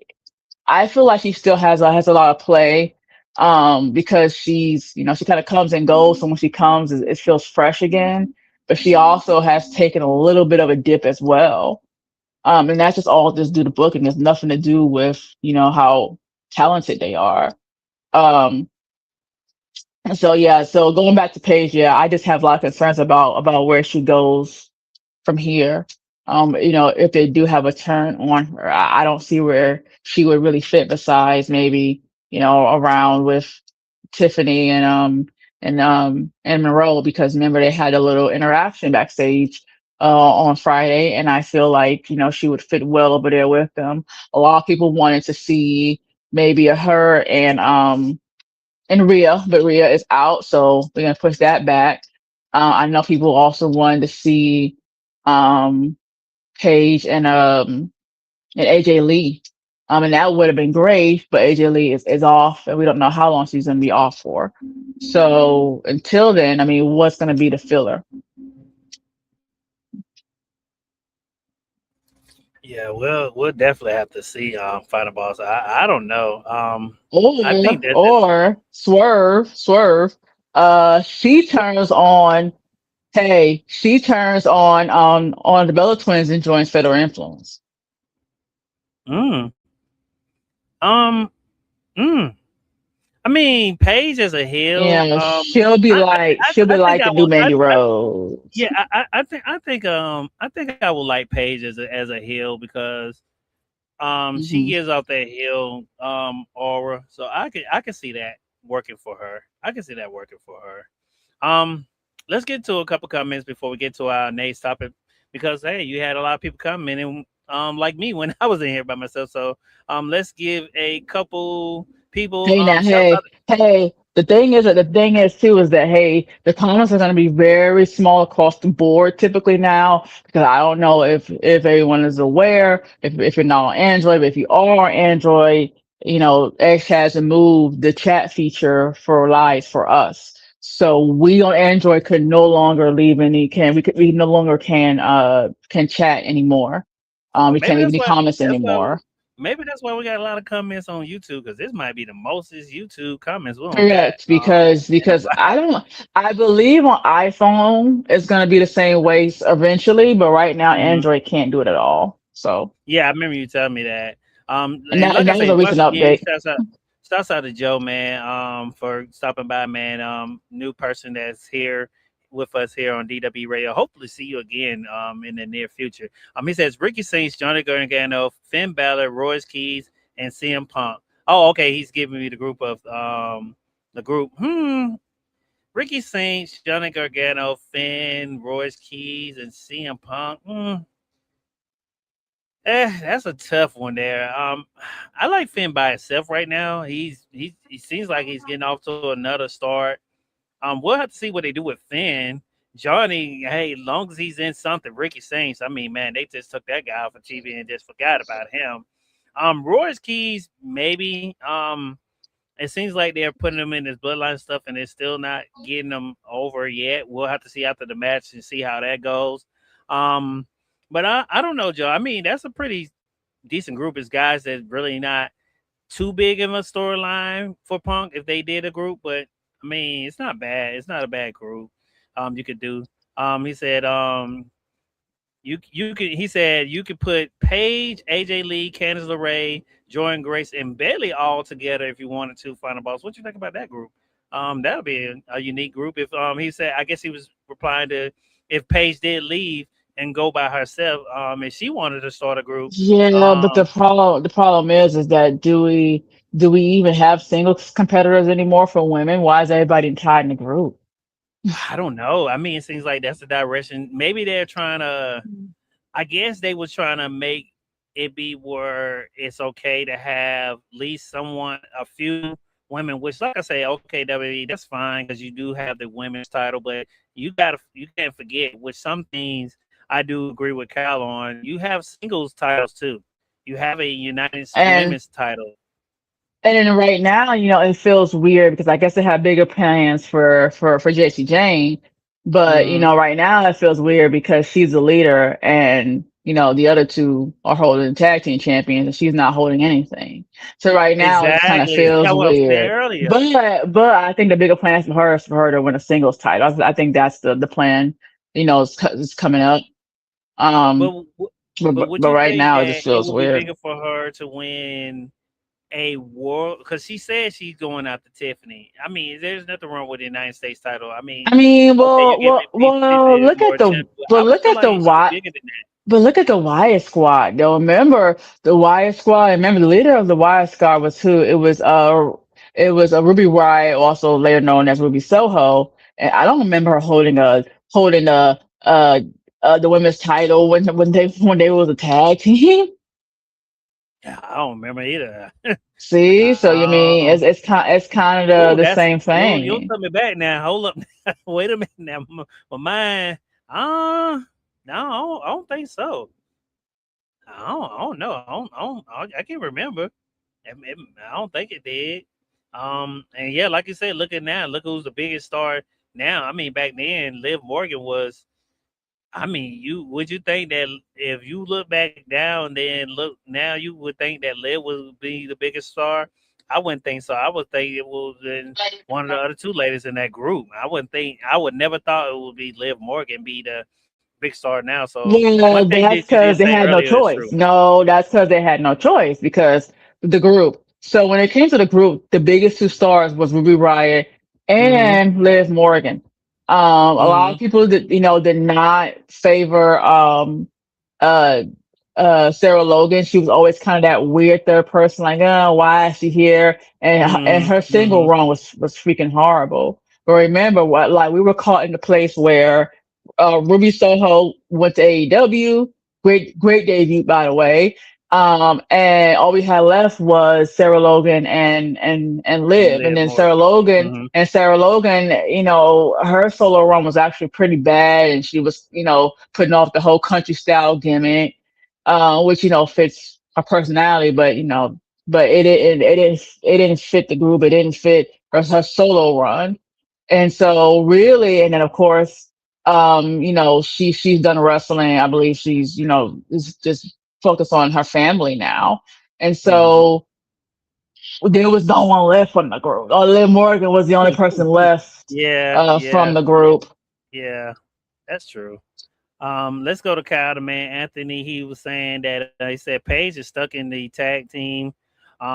Once she's done with the Bellas, I hope they that she has a feud with Blake, Tiffany coming up from off of SummerSlam. Maybe this will fall. We'll see Paige in something new. Yeah, I hope so too, Kyle. Because I just think that this would they could maybe do the turn for them. I would think, you know, it'll be nice to see where they go. It says in air, it says anybody out there. Yes, we're out here. We've been here for a minute now. He said thank you, Nicole. Who's Nicole? You have to tell me who Nicole is. Another one, Joe's guy. He said, here's how I would book Survivor Series: AA versus TNA versus Raw versus SmackDown. Would that be? Are you doing it as the tradition 5-on-5 because that's a lot of people? Are you doing it as a War Games type of match, where you kind of mixing different competitors together? Only thing about that is I'm thinking when it comes to the men and women side, you got a lot of people that are in AA that the fans are not familiar with. Not saying AA doesn't do a great job. Like I say, JD New York have made another great example. Ray Fiennes, my God, WWE, what are you doing? Y'all are not putting them on there. He said War Games. Okay, yeah. Um, I mean that could work. Only thing I would worry about is um, Triple A having a problem um the fans really knowing if even if you pick one person, maybe you can try to get a triple A um a triple A fan um, you know, person that we all know. Um, Triple A. I mean, we know Dom. We know about um, American Grande. We see the group that they have. I can't think of the group. I think it's a couple of NST stars. I think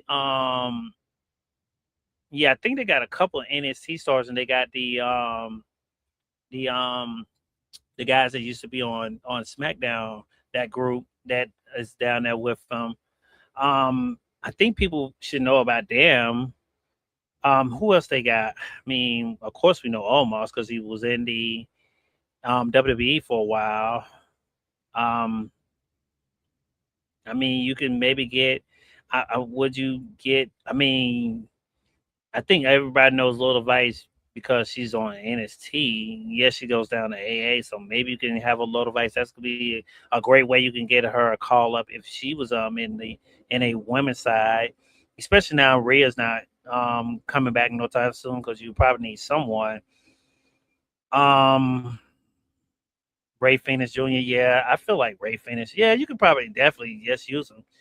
He's there. Yeah, you could do a Ray Phoenix. Ray Phoenix probably one person. If I did a TNA person, um, hey, why not put Francis on a show? I love Francis. I'm a big Francis fan.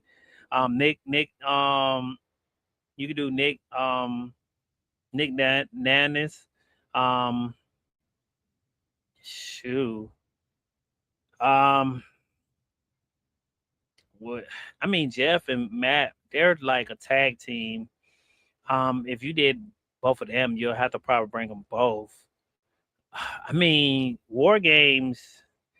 Could you do two back-to-back matches for men and women? I don't know. Would that kind of tire the crowd out? Would they be excited for that? If you could build a story around that, it'll be kind of tough. Even if you did a 5-on-5, um, I it'll be kind of really hard for them to really promote that. Especially the way they're saying they love saying they want to do ticket sales. I mean, it's in Houston. Well, Dragon Lee is hurt. Joe, I don't know if you know that. I think they said it yesterday. I think he's hurt. Dragon Lee. If I don't know how long it will be before he's out. I did hear about him being injured. I think it was yesterday because I think one match they took him out of. If I'm not mistaken, I think that was Dragon Lee. It could be someone else. I thought it was Dragon Lee that was injured. Maybe it was someone else. Um, but I could have swore it was Dragon Lee who was injured. If I'm not mistaken. Um, but I think it would be really hard, even if they did a 5-on-5. He said, "Doctor." See, yeah, see, there you go. I did see AA yesterday. It was like another character um two they had on there. The crowd was going wild for, but I'm not too familiar with the triple A side people. So that I think that's where you kind of have the dynamic. Yeah, Royal Raiders. Yeah, they've been having them on TV. Yeah, that's another tag team. If they did sort of like a War Games, I don't know. Now, I don't know if you guys know. I'm surprised Stampede is not in here. I remember War Games doing something where they had like back in the day, and I think it was in WCW, where they had like I think four different teams facing each other in a War Games match, if I'm not mistaken. Um, um, I think it was like NWO, Wolfpack, and all those guys. Maybe I could be wrong. I know it was like four different teams back in the day. Like I say, the match was so long ago, but yeah, I agree with that. Maybe they could do something like that, but like I say, it will be so hard because one thing about War Games is the match doesn't start until everyone's in the ring. That's a lot of groups. Um, could you tell a story while those groups are in there? Yes, you can. You can get over the other promotions. Maybe that's how you can get people to watch the other programs, which is okay. Um, you know, maybe you can get people prepared for Triple A, PLEs they got coming up, because they got Triple Mania coming up. Get people back involved in TNA, especially with the stuff that's going on in TNA. I mean, you got to do something to give TNA some kind of life. So, I mean, have maybe most of your good guys on there. Have Moose in one of these matches. Um, I would love to see Moose on a main roster. PLE, that would be crazy. Have Moose and Oba on an opposite team. Why not? I mean, you got Mufasa Ali. You have, like I say, you have a lot of guys now. Mike Santana's in NXT. So you still have guys in TNA. Women's side, I mean, you got any Hardwell on the side that people still know about. So you could probably do a few women there. Like I say, it, it won't be hard, but it won't be easy too. They'll have to really like start. One thing about WWE, they have to hop on the booking and selling your PLE early. Start telling us a story, especially when it comes to ticket sales. You got to start telling it. You got to start holding your cards to chest. Oh, we don't want no. We want to wait till the last minute to get these matches together, and that will sell tickets. It's not working. They got to move away from that. They have to start. Least, I mean, especially like, well, this will probably be the last PLE they do for 2 nights until WrestleMania, because I don't think the Royal Rumble they're doing back in the States is going to be 2 nights. I think they're going back to one night, maybe. I haven't heard anything about it. Um, Actually, I don't even know what Royal Rumble is going to be yet coming up. I'm surprised they haven't announced that, because it's coming up real soon. Maybe they'll wait till maybe close to November to start saying when the Rumble is. So, yeah. Um, Joe said you got to start putting over the other companies. Yeah, I do agree with that. They have to, but I do give them this. They do bring in the AA stars quite more now. At first they was doing great with TNA, even though that's back when Trick Williams was the TNA champion. One thing I could say about, man, Trick Williams really elevated that brand, man.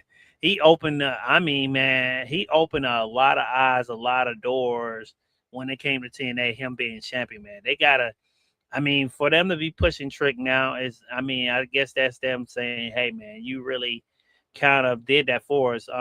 Especially now where they're at now with TNA. It's crazy. Triple A, you have a Dominic Mysterio right there, man. You got him facing Danhausen at SummerSlam. It's crazy. I'm surprised that will not be the opener, but I think the opener of night one could be Oba and Brock, which is crazy. It's a Hell in a Cell match, which is, you would think that that would be crazy to start off a match, start off a PLE, but could be night one for PLE. Maybe Don does night two opening him and Danhausen. I would. Unless they have it in the middle, they want you to go on a bathroom break. Maybe he's a bathroom break. Pretty sure they are definitely a bathroom break. Not saying that people don't still like Danhausen. He says they're, like I said, they're pushing the pedal to the metal. He said, "I'll start this feud at WrestleMania." Oh, okay. I mean, yeah, you could do it. That's a little early for if you're going to do it next year. If especially if you're trying to build up war games. I mean, there was times they did do that, but we'll have to see in time. Um, Punk versus Cody, is it getting over? This is something I wanted to talk about. I know Final Boss want to talk about. We'll wait till she get back into the studio a little here. As she got up and went out the studio. But this is something that I was really. I'm not gonna lie. This feud for me, and it is not Punk, because we've seen Punk do some great work. We just seen him do some work with Roman. Him and Roman has had some great back and forths. And like I say, maybe because that was really genuine, it was really real. It came from a lot of real places for those two guys. Um, and they really built that match, man. Like I say, Punk's Roman and WrestleMania match was a great match. Which kind of got me worried about this match because Punk and Cody, I was thinking, well, man, Punk should have another great match because I'm not gonna lie, Cody's not a bad wrestler. I've seen worser, but I feel like after the match with Punk and Roman, Cody has really got to step it up here. I'm not worried about Punk because I'm pretty sure he's going. I mean, the guy's put on some muscles. He looks great. He's really trying to prove that he still got it. I mean, a lot of people was thinking, well, after Roman, he was not going to be maybe in this position. They was going to be on his retirement tour. Um, he went out there and had a great match with Roman. And I was like, no, that's not going to happen. They gotta put this guy back, keep him in the main card because you don't have that many guys out there. I mean, come on, why not? Look at it. Look at him now. He's back champion again. He's the undisputed champion. Um, but it's the thing with me is that they're trying so hard to sell this thing that these two don't like each other. I don't think that's the route they should have took. Even they went back and did the history of when Cody kind of hit it that Punk was teasing about back when he did the pipe bomb. He was going to leave with the championship and do these all kind of crazy things. Cody said, "Hey, I actually did that," which he was teasing about the whole thing he did with AEW, which I kind of like. They did that. They didn't have to bring up AEW, but you have to. You got WWE. You had two guys that went off to another company. You have to use a little bit of that with that, and you can not say it. You could use subtle, back and forth promos, which they did this Friday, where you can use that to build this feud. This whole thing of you hit me on accident or I can't trust you and this and that and it was something that Father Ball said. I wish she was in here, but she did say, man, she said, man, you had Cody going to the backstage telling Damien and R-Truth that him and Punk was gonna maybe go for the title after SummerSlam. And I was like, you know what? I don't get that either. She was like, whoever's writing for that for the tag team and writing for Punk and Cody, they're not on the same page. And I was like, yeah, I don't know what's that. I was like, man, it's SmackDown, man. It is not good, man.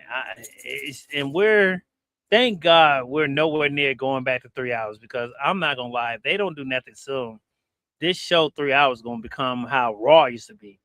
And I don't know if y'all remember back in the day, we used to go to sleep on Raw because it was just so horrible. It was not good. It was not the best show on TV.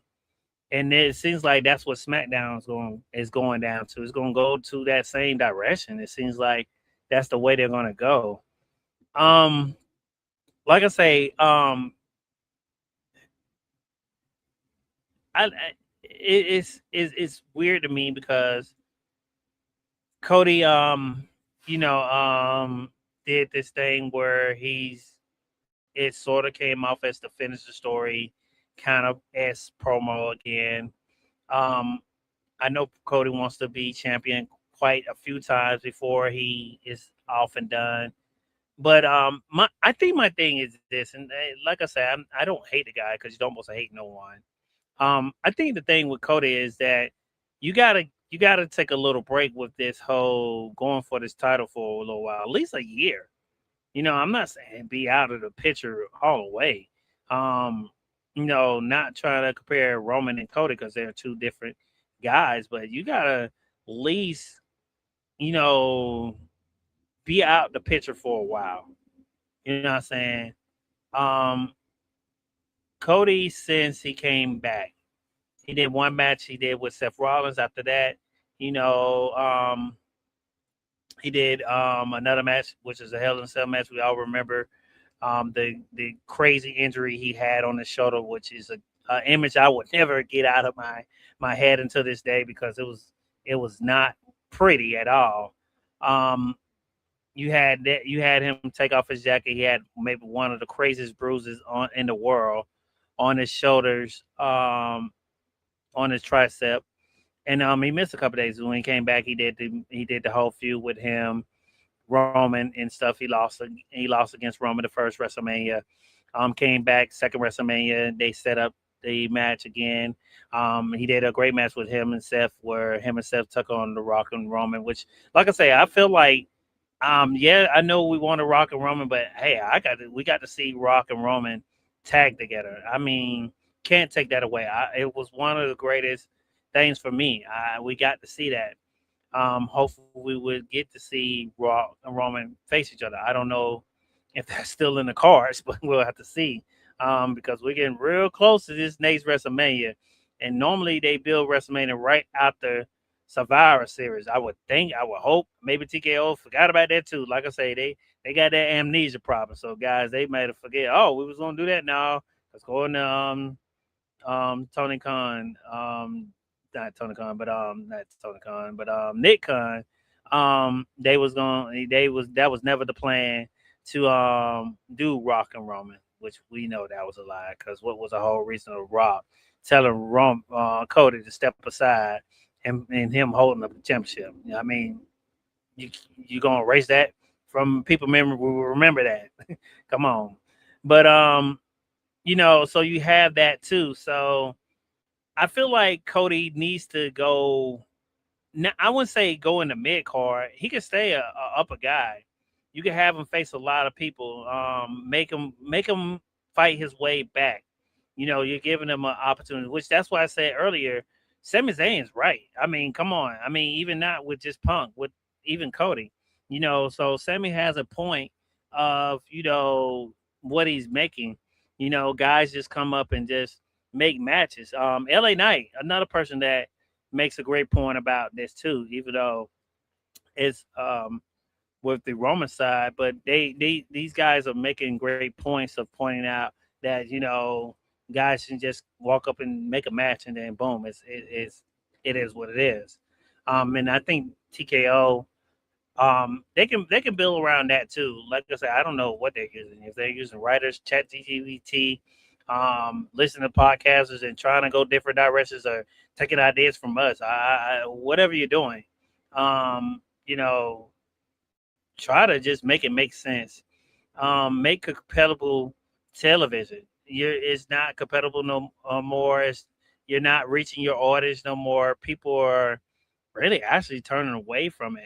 To be honest with you guys, be honest, and I'm going to say it here first. If you bring a certain someone back, I'm going to say it here first, guys.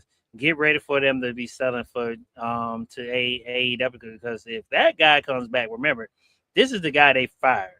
This was his company. You drove him out. If we all the stories we hear about when people used to mess up and this and that, and he used to hold a grudge and do people a certain way, this man is one of the biggest grudges he might hold is his own company firing him, and he might do not care driving it down to the ground. He will not probably give two fucks about it. Let's just be honest. He won't care about it, because I mean, you fired him. What? Why should he care? You made this money without him. It's already in the drain. Why I don't finish it off? This actually was a guy that did a promo saying that he was going to bring in the NWO and inject the poison to kill the company, which it was a story gimmick, but still, I mean, come on, this guy really thinks like that. So bringing him back is not going to happen. I'm sorry. I mean, if anyone forgets, for all those who saying bring him back, a lot of you must forgot about 2019 through 2022. A lot of you left and went to AEW because of the booking. And guess what? TKO wasn't booking that. Triple H wasn't booking that. It was him. He was booking that era. Yes, he's done a lot of great things in the past, but it passed by him. It passed by him. He's a great booker. I'm not saying he was one of the goats and one of the greats of all time. He is, but I mean, his time has passed. Him bringing him back is not going to do nothing. He doesn't know about most of the people on the roster. He doesn't know most of the people we have had on the roster are gone. And then if he comes back, he's not going to know what to do with some of these people. He's either going to bury them, put them in catering, or you're going to see the same women or men over and over and over again. And guess what? Y'all gonna say, man, this is not good. So bringing him back is not going to do nothing. I say this. This is one thing that TKO needs to learn. One, lower your ticket prices. Two, once we come off of, you got a long time to build for Money in the Bank. So you got a lot of time to start building characters up. You need to start building a lot of characters that make us believe they can win the ladder match at Money in the Bank. It's in New Orleans. You busted did WrestleMania in New Orleans, but you switched it to Money in the Bank. We knew about this PLA for quite some time.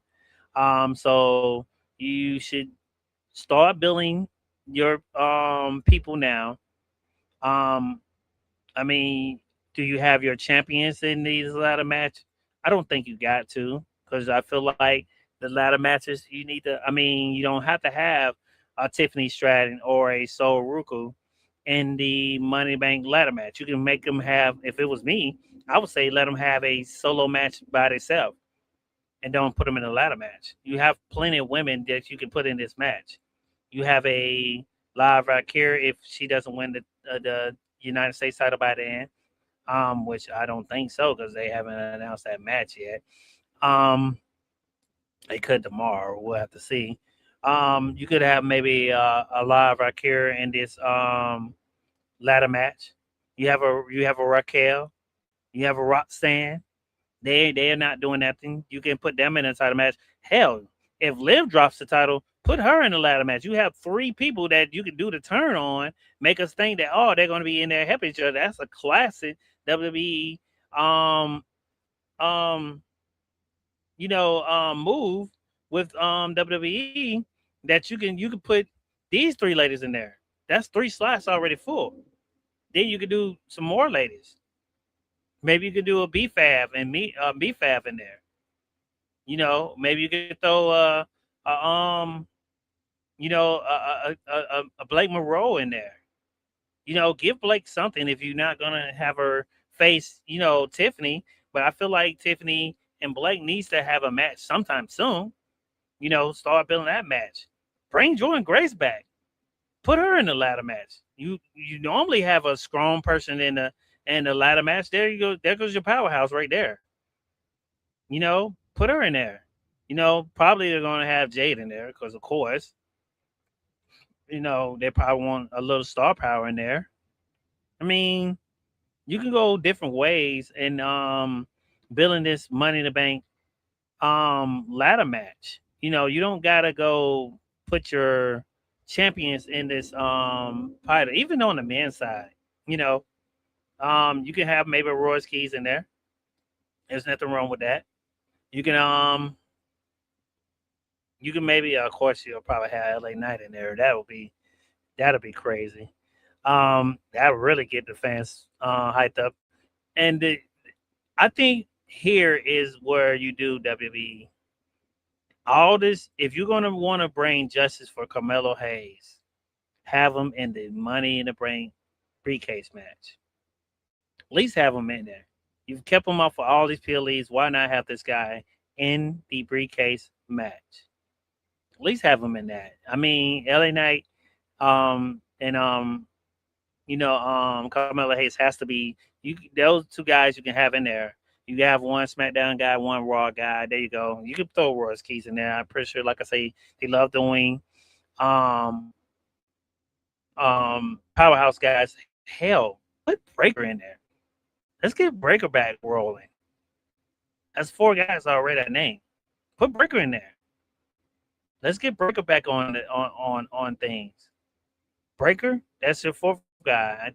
I think I don't know how many guys they have and girls they have. I think it's maybe 7 slots, guys. I don't know, maybe it's 7, 6. Somebody remind me. But let's get into a couple of comments here. Back to Joe. Shouts out to you again, man. Appreciate your comments. He said because WrestleMania is in other countries, so you can have a show with WWE, TNA, and AAA. Yeah, yeah, because it is in another state. But from what I'm hearing, they're saying they might bring back WrestleMania back to the states. I don't know. After this one here, I would not be surprised they don't do it in London. Because London's been wanting it bad. I would not be surprised in 2027 they announce that WrestleMania will be in London. So get ready for that. I'm pretty sure they will probably definitely do that. It says, this will be a short feud. He's talking about the feud between the guys that he was saying. Um, and it said, he said this should be at WrestleMania, so you can build it. Yeah, yeah, I think so too. I agree with you on that too. Yeah, we'll definitely have to see how that goes with the whole thing um of WrestleMania. Like I say, I think one thing is this. I talked about what you can do with Cody, fantasy booking, give him a little break, give him time out of the title picture for a while because he's been surrounded with that. Hell, let him go for the United States title. It's the only title he's never won. I don't know if he's want to be a Grand Slam champion. Um, have him face Trick. Even if he holds the title for a little while, do that. I mean, they was going to do this whole thing where he was going to be two belt Cody at the time, which I was like, I knew that wasn't going to happen. That was weird. Um, do that. Like I say, Drew McIntyre, man, he's missed. Shouts out to JD New York for saying that, man. I'm not gonna lie to you. I do miss Drew. He did put out a post. He's still working on his movie, which is crazy. Um, Randy Orton. Even though they messed up his story, Randy's not been around. I don't know the information on what's going on with KO. Don't know if he's cleared or even coming back. But Randy, like I say, Jordan Grace. You have Naomi. I feel like I knew I wanted Naomi to go back. Well, Naomi can fit both brands because Raw does need someone too. Because even if EO wins, what's next for EO? That's why I feel like if they turn on Page, and I know Final Boston not in here, we're kind of fantasy booking. I would kind of probably maybe switch Page to Raw, have someone new for EO to go against. Because I'm trying to think who you can have EO go against. Maybe they can have a returning Asuka out of nowhere because remember, Asuka left and said she's giving EO the baton. They did leave off on that whole thing where they had that feud, but they kind of made it up. But I know people's going to remember that. But maybe that maybe can maybe do a returning Asuka with EO. Um, man, maybe you can have EO go against Raquel, Roxanne. They are active on the roster. I'm trying to think of another females that's on the roster. I do agree with something that CJ said um, on Kyle's show of Queens of the WWE is that you can have maybe um, Becky have another run. I mean, she has been off for a while. Why not? I mean, maybe some of these girls you can have off of TV for a while, maybe give a break and we can miss them. Maybe yeah, that too. I mean, why not? Uh, I'm trying to think of who else they can have. And this is maybe why they should not have took AJ Lee off so quick because I feel like even though stuff is going on with AJ Lee where she's doing her comic books and things like that, but hell, have AJ Lee go against EO Sky. I would love to see that. It's someone new because, like I say, even if um Liv drops it to EO, what's next for EO? Even if Stephanie comes back, are you going to do Stephanie versus EO? Maybe, but I mean, all you did is have Liv interfere, and what you're going to have Liv interfere in EO's match and Stephanie Valkyria match, and you have a triple threat match, and maybe the person at Money in the Bank, maybe the person who's the Money Bank winner, you have them cash in. That would be crazy, especially if it's Roxanne. Man, have her cash in on the same night. They used to love doing that. Um, which I mean, I don't mind. That's why I'm kind of glad they stopped doing the matches on the same night. They can they can do that. I mean, even if Roxanne still wins, and let's say they do a down the line triple threat match between Stephanie, Liv, and Io down the line. I mean, you can do that too if you wanted to, but you still have to you have the briefcase in there. You know, you can have Liv, you know, trying to encourage Roxanne, yeah, you know, we're sisters, da da da da, you know, um, cash in on whoever's the SmackDown champion right now. They're going through inner champion where the person won't be champion until Rhea comes back, which would be crazy. I don't know why they're doing that. That's just you just should have let her vacate the title, but who knows? Let's see here. Greg said, put Cody in the mid card scene, have him go for the United States title or the men's IC title. Yeah, yeah. I feel like you can give him a little break for a while. Give him a little time off for being going for the title. I mean,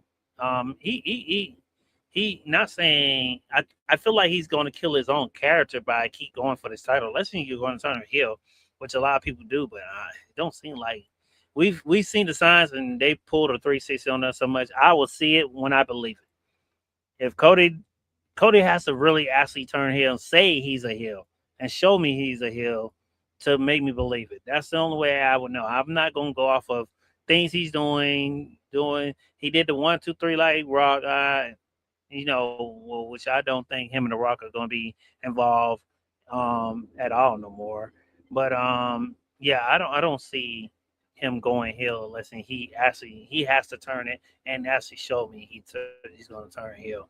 Um Next comment from Greg, he said a lot of people's favorite will go do are going to do the car if he comes back like a Trick Williams, Liv Morgan. I will throw a random name out there, but regardless, a lot of people favorites will drop. Yeah, definitely. I definitely Liv. These not like Liv. Um, really a lot of people because, like I say, it's a lot of new people around. Yeah, this guy don't know about these guys. Um, all you gonna keep seeing is Seth Roman. If KO comes back, um, KO. You might see Austin Theory because he used to like Theory. Um, Logan Paul. You're gonna see some weird people be champions, man. I mean, hey, if he does, yeah, it'd be crazy to see, man. That's all I'm gonna say. It said what a year was when they did tournaments for the WWE champion and when it was done at WrestleMania. Yeah, man, that was you went way back, Joe. That's like throwback. I mean, there's nothing wrong with tournaments. The thing about this is that especially when I love when they do the Queens of the Ring tournament. I love when they do what's the other tournament? I think this is right now they do Queens of King of Ring tournament that makes us really think a lot is on the line. They been pretty much doing well with that.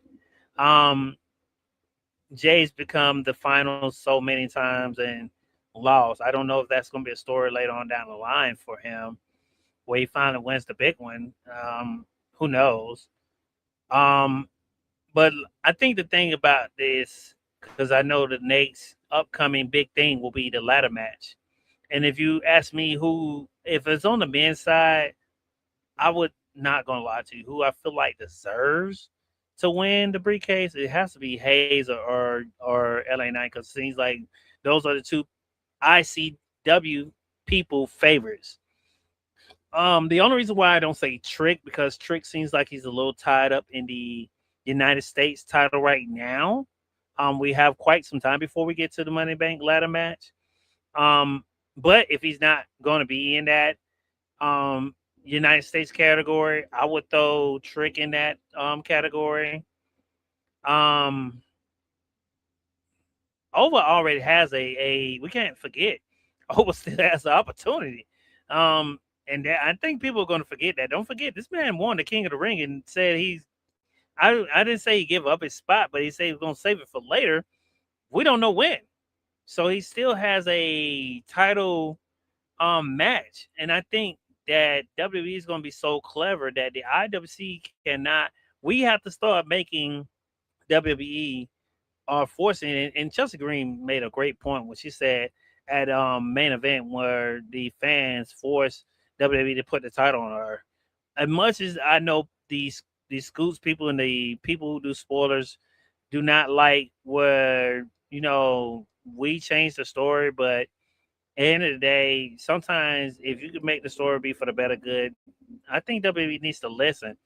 Those are people that you know I feel like should deserve it. I mean, Oba has a shot already, and until he catches it in, he doesn't need to be in a briefcase match. Breaker's another person. Breaker definitely would be a great. He said Oba versus Roman at WrestleMania. Pretty much, probably so. I would not be surprised. I would not be surprised. It's in Saudi. I think so. Um, the Rock, it seems like he doesn't have no glimpse. I don't see him coming. I don't see him coming. If he doesn't come by Survivor Series, it's definitely over. It's in Houston. Is that pretty close to Vegas? Yes, it's not too far from Vegas, but do we see him coming? I don't think so. We'll have to see. With that. Yeah, I can see that happening. Um, Other than that, I thought Final Boss was going to be at. I know she wanted to give her opinion about WWE radio stuff. So I'll probably hold on a little bit more, read you guys' comments. Let's do some more fantasy booking here. While we're still here. Like I said, I did give my opinion about what they might do with Paige and Nikki Bellas and them. I feel like they could do the turn here. This is the perfect time this weekend to do the perfect turn on turning on Paige. I think Kyle said it best, having Paige in a match where she's going against um all these opponents. Tiffany's the let her go for the. You got a lot of titles now. You got the IC title, women's title. You have the IC United States. I mean the IC, the United States women title now. So you have a lot of titles where a lot of these people can go for. So why not? I mean, that's the thing about it. When we think about this whole outcome for them. Um, what would be nice for Roman? Well, we're going into main event. The summer's over. That worries me because we did not get a lot of screen time from they build these Seth and Roman stuff. Of course, they built it. I mean, these guys got history. I mean, technically builds itself. Um, to be honest, guys, I don't see Roman maybe having a match at Money in the Bank. Normally, they don't have their champions wrestling that Money in the Bank. Um, Most of the time, Survivor Series, they do this whole maybe War Games. So, do I see him in a team going into War Games? Maybe. Probably pretty much so. Who against? I don't have no clue. The closest team that comes to a full team right now is Division. Sad to say, Division. As long as no one gets hurt, they're the closest team to have the most people to take on anyone. Um, it was it was solo group at one time before they released some of his group and they broke him up. So they're the only group I can think of that has enough guys to fill it up. Yes, they randomly throw LA Knight, Solo, and Royce Keys together, but that's three guys. So I don't know. I don't really kind of buy into Solo, Royce Keys, and LA Knight, and maybe what they'll need two more people to join that group to face, Roma's team. Could that sell? Maybe. I mean, normally they go against random people.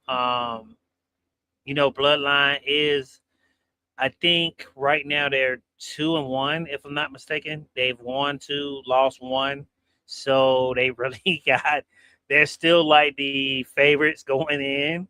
I keep saying, hey, long as you, I said it first. I said it, man. If you don't got Jay and Sammy on the same team, you're not winning.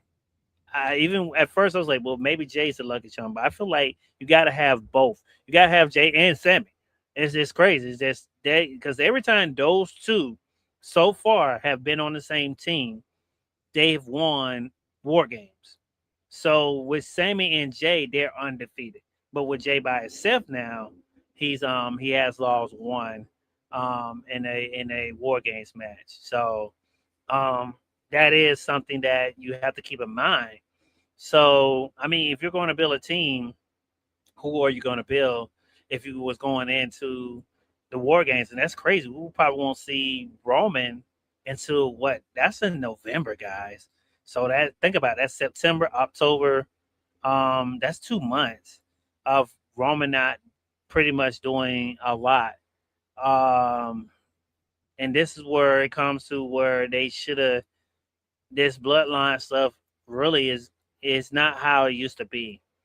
Um, it'd be really interesting how they going to come off of this SummerSlam stuff. How can you drag this into going into really you're really building this bloodline for really not Money in the Bank. You're building it for Survivor Series, I would think, unless you're going to have Jacob in the ladder match, which I mean I wouldn't mind it, but I'll kind of be on the scare side because um I wouldn't say Jacob gets injured really quick. It's just I will be a little worried. I wouldn't say protect him too much, but protect him enough where he won't get injured. Hell, have Jacob and Breaker in this in the ladder match. Have Breaker, Jacob, and LA Knight. That's three guys that you could have in this ladder match for Money in the Bank. I think those three guys could do well. Why not have those three guys in this in the ladder match? But I think the direction that they're gonna go once after SummerSlam, and like I say, that's quite some time. I guess you got to start building that bloodline story for maybe War Games, which that's way in November. That's quite some time to start establishing a lot of things. That's a lot of slow building, slow cooking. You have to do that because remember, like I say, that's 2 months. Will it be without Roman? Maybe. Um, does he have to be on TV? I would think so. Even if he's in backstage doing backstage stuff, I would love to see um, him give us a kind of a idea of direction, especially if he comes off of beating Seth Rollins. Telling the crowd where we're going next. Not actually coming out there. You can do that backstage of telling them where we're going next. What's next for the bloodline? Because we need a clear direction of where we're going to go with this team. Are they good? Are they bad? Are they trying to dominate the WWE? Are we still building this family to come together? Because we've been trying to get Solo to join them, and Solo's not coming. Um, so that's the thing too. And now the people are loving Solo as a babyface. I don't see that happening no time soon. So you got that too. So now you gotta kind of realize that too, WWE, where where you want to go next with the just the bloodline. I see where you want to go with Seth. I'm pretty sure maybe at main event they'll probably do Seth versus Jacob. Since y'all said that is in September, which I would love to see Jacob versus Seth. Like I say, it had a great back and forth. That's a decent main event match. Especially for Atlanta. I see Jacob maybe doing a match between Seth at main event. Could be a great match. Could really put over Jacob. I see Seth doing that for Jacob. Especially right after the Roman match. I can see him doing that for Jacob. I think Jacob will need that. So that's something that will have him filled for the main event. But like I say, going into Money in the Bank, um, I don't know if we see a member of theirs. Probably put Jimmy in there. Do Jimmy in the ladder match. I mean, give him a chance. I mean, we gave Jay.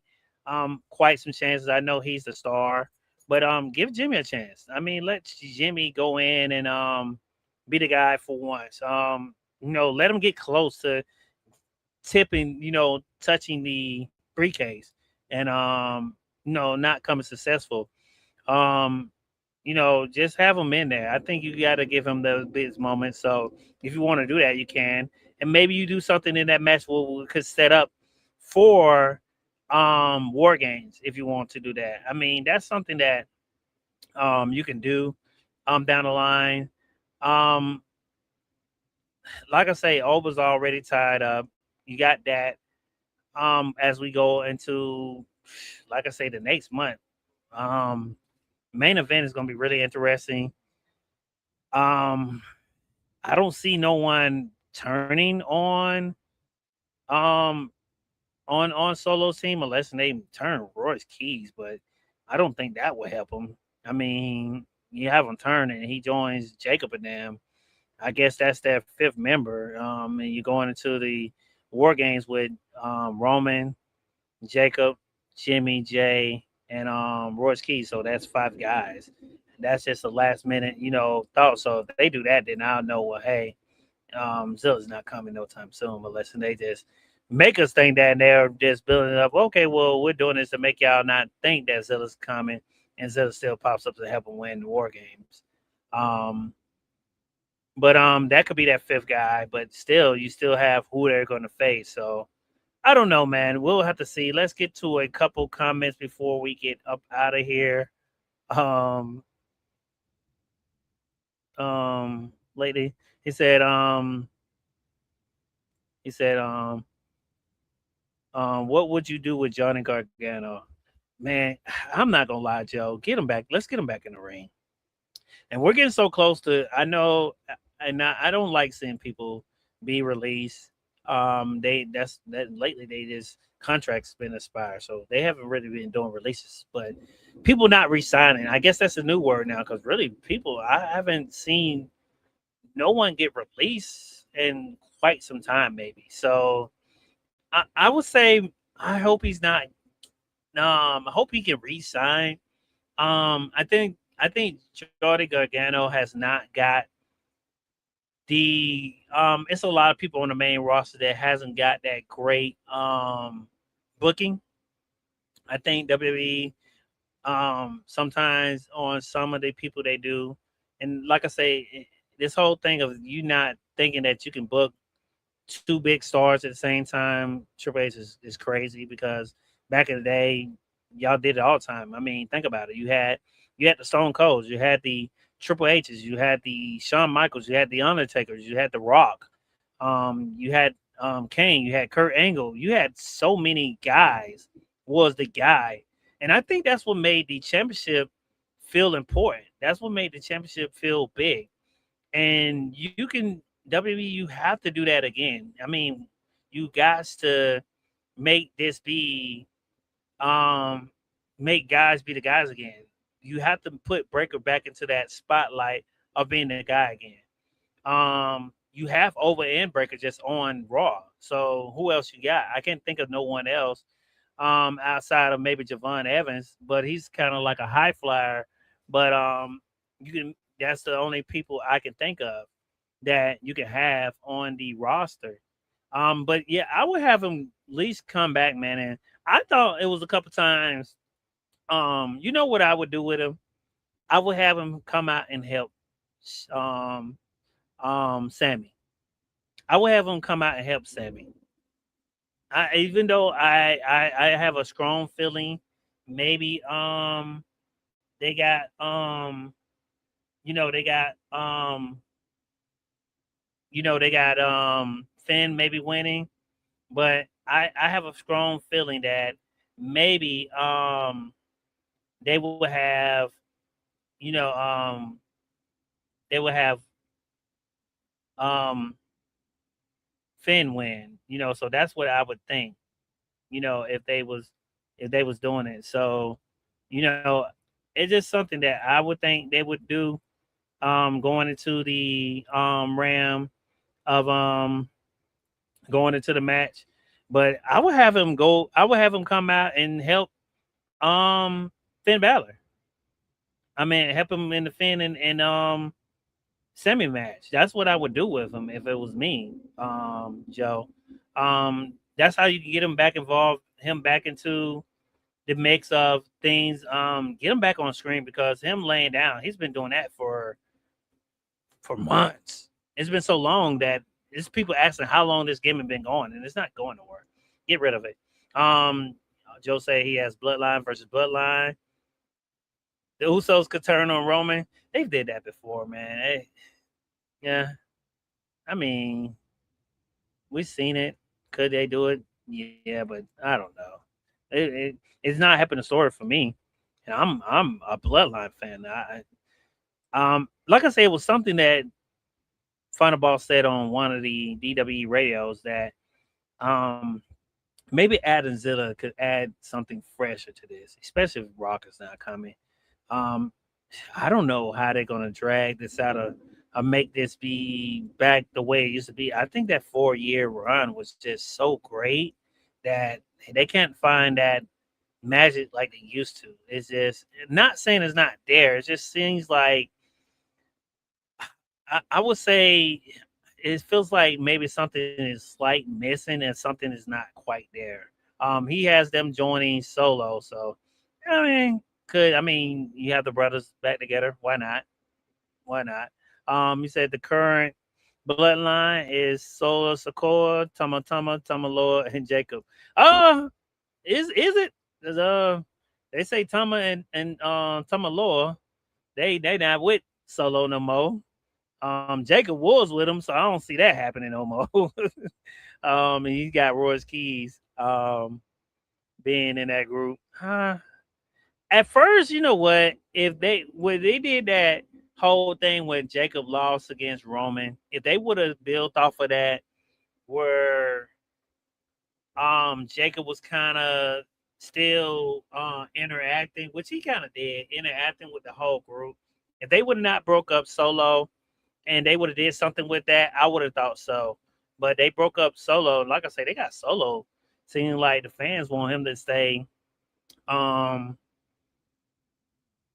babyface. So this is something it's.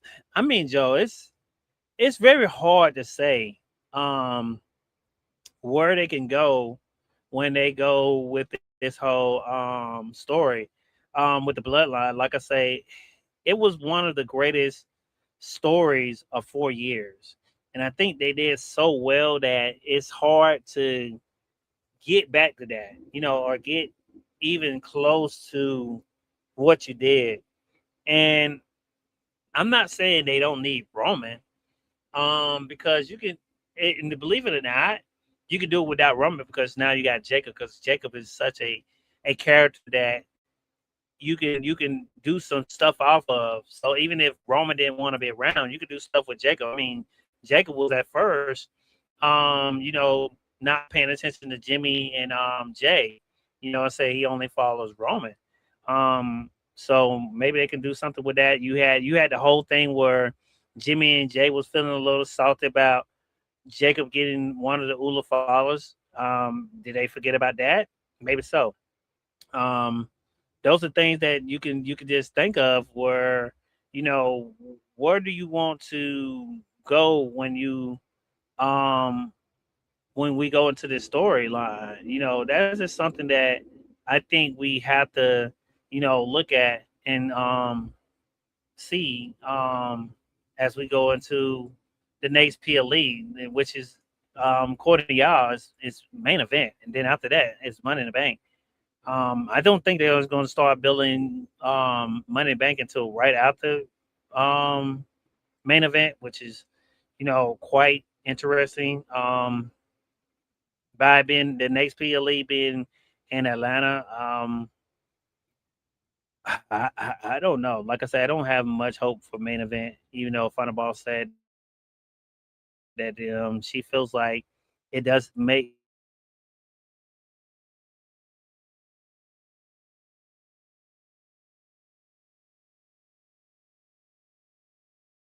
me. It wasn't there for me. It was just I suspected it, but I didn't think it was going to be that. I don't suspect too much from main event. That's just something I don't think, guys. Um, that's just my thoughts. Shouts out to everyone who came in today. Like I say, shouts out to you, Joe. Thanks for stopping by, man. Hope to see you again. Normally we go live on Saturday, 4 o'clock p.m. Eastern Standard Time. But this Saturday will if we do go live, I might go live. It might be a watch party. So if you do want to join us again for the watch along Saturday, it will probably be just me Saturday and Sunday, Joe. Um just know that we'll be doing that. Um so just join us for that on Saturday in the live if you do want to go to us live, and we do go live. But if we don't go live this Saturday, we'll go live next week Saturday, where we'll talk about all the stuff that happened on just not SummerSlam, the Monday Night Raw, the SmackDown. So join us for that for the DWE Radio. Episode 26 will be that episode. If you do want to go listen to all our episodes of DWE Radio, they are available to you on Spotify. They are available for you on Spotify as Final Boss is here as we close it out. They're available on Spotify. Go to DWE Radio on Spotify, everyone who's joining us. Also, join us on, subscribe to us on YouTube, which most of you are on YouTube. So hit that subscribe button, hit that like button, leave comments. We got plenty of videos of us on YouTube. That's Talking Up Podcast on Okay. YouTube. Okay. So about Cody and Punk. So about that. Yeah, you late, ma'am. The show over. You want to make some more comments because we got like Yeah. I think CJ's got like 2 more hours before we go live. I mean, I've been Okay, holding it but down. You want yeah, to make so some comments? yes, well, yeah, so I don't, really have too much, but the Cody and Punk thing that was, really the main thing because I really only came here for, this episode. I really want to talk about the busted open, um, and the Cody and Punk dynamic. Cody and Punk thing is just so weird, just because you know, we had them had the match at main event. There was some hiccups there, but at the end, they won. Everything looked to be okay. Besides the fact that when Punk put on his belt, it knocked Cody in the face. And at first I thought it was just like a botch, like it was intentional, and now it looks like that was part of the story. Um which, like, me and Mimi talked about before, is that is a common thing with CM Punk.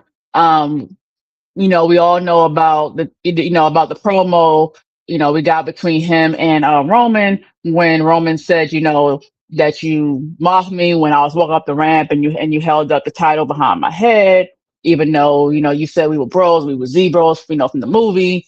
So that's common with Punk. He says, hey, I'm your friend, and then behind your back, he'll do little things to kind of mock you. And it's interesting that that happens, because it's been so long ago since the whole Roman and Punk thing now. Not just the match as a WrestleMania, but the initial feud is this Friday. In the promo, one of the pieces of the promo that Punk said is that, hey, because I like you, I'm not gonna stab you in the back, I'm gonna stab you in the front. Which is kind of true. Punk is not really the backstabber type. However, he will do little things literally behind your back, even though he says, he's your friend. So that's kind of the weird dynamic I have with Punk. And then what I didn't like is that, one, we're having a countdown show for SummerSlam like 2 weeks ahead of time. So at the countdown show, we had Punk and Cody go at it, right? Like, we had Punk tell Cody, that time it was an accident, this time it won't be, and they got into a big brawl. So I'm like, well, that's a weird way to pivot from, everything was fine at the end of the match, to now we're at the sideshow for SummerSlam, and now they're brawling now, which now sets up the match at at SummerSlam. But then on Friday we have like this weird thing where you have R-Truth making corny jokes with Damian Priest about hot dogs and DPs and four ways, and that's not PG. And then you have Cody come out and say, "Hey, I like hot dogs," and then he talks to Damian about, "Hey, how about me and Punk take those tag team titles off of you?" So I'm like, "Well, I guess you guys are good now because you just had a whole brawl, a little brawl out at the SummerSlam preview thing." So I'm like, huh, I'm like, I guess they're good now. And then later on that night, we got this segment. And of course, we got Cody opening line was saying, "Hey, I don't like you." So it's like, and I asked Miami this offline, like, "Hey, is the person that's writing for a singles competitor the same person writing for tag teams? Because it don't seem that way. Like in one segment, they're talking about going for the tag team champions, and then the next segment, they hate each other. Um, So that was my whole dynamic. I'm not sure where they go. I don't even know who's gonna retain in this one. To be honest, it's kind of too close for me to tell. I feel like they might draw it out to WrestleMania. I'm not gonna lie. But that's all I had on Punk. I don't know. Well, Punk and Cody. Did you have anything else on those two that you want to go based on what I just said? I know you went through everything already. No, I think I made all my statements about Okay. Punk and Cody. Because I feel like, the story has not got over for me. I know CJ was like, well, after SummerSlam it will be because I guess he feels like Cody's gonna go heel. But I told everyone Hmm. here, and they can go back and listen. I won't believe it until I see it. He has to actually say Hmm. he's heel and actually be saying, come out and say, "Hey, I'm a heel," or act heelish. And he's done it sometime, but he still hasn't turned. So I don't believe it until he actually does the full turn for me. When it comes to Cody, but the story has not been great for me for these two guys to be. They left the company, went to AEW, and came back. You would think that this story would be maybe good or have a little heat on it, but it doesn't. And maybe that's because they don't want to bring up a lot of the AEW stuff. But I mean, you would feel like going into Well, Sunday I that this think is it's probably head. a Well, better I show. think, but I think it's headed that way because remember on this promo, you had Cody tell Punk like, "Hey, at 2011, you stood on that ramp, you cut your pipe bomb promo, and you left. And hey, I went out and I actually did everything. You cut a pipe bomb, I did like a nuclear weapon basically. Like, hey, I went out, I actually left and I actually, did something else. Like, hey, because of you, you know, I took your words to heart and I actually did that. Like you were the one that made everyone open their eyes and say, hey, there is another way. And he also said that, you didn't go out and do everything like I did. Actually go out and do it. They all wanted you to do, what I did. And you didn't. Um, all of which is true. But the thing about it is that, when it comes to Cody having, saying that and feeling like, oh, he did it and people didn't really go crazy over it, which is not true because I feel like if Cody didn't be the Indies, he wouldn't be the star he is today, whether you like him or not. I'm not a Cody fan, obviously, but I don't think he wouldn't have that placement if he didn't go out and do the stuff in the Indies, do the stuff in New Japan, of course, start AEW. So and the other piece with that is that hey, when Punk was leaving, he was you know a top guy at the time. He was being pushed. When Cody left, he wasn't being pushed into that singles competitor high step. Like he was in a tag team and and when he was single, he was lower mid card. Like you don't have the same push. Now if Cody would have went on ahead and did that now that he has a push, the results would have been very different. Cody did that during a time where he wasn't a big guy. I mean, there weren't a lot of Cody Rhodes fans back during those times. Um, his run in TNA wasn't really my favorite, even though his biggest storyline for me was when he had the whole storyline between him, Moose, and Brandy Rhodes. So, it's about timing. Punk left, during a high time. Punk wasn't always that high guy. Punk, he was in I call it the new ECW. When he had really was starting out and he was, he had a good fan base. He wasn't pushed to be that top guy yet. And towards the end, and then they pushed him up to the main roster. Um, but if he would have did that before he was champion, before he was getting that push, before he had all these, before he had all these matches, especially the one with The Rock, which The Rock beat him, by the way. Um, but it would have been a different outcome. Cody left when he didn't have that name behind the name. And so that's no one's fault, for that.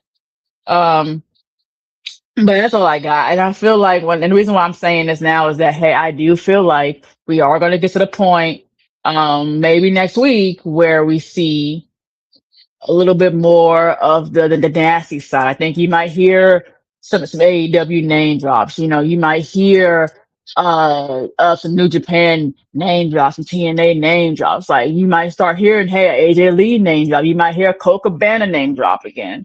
But I think that will be coming up this week. I think what you saw um this past Friday was the opening of that can of worms. Yeah. Something that I did not talk about because I know you wanted to talk about this topic.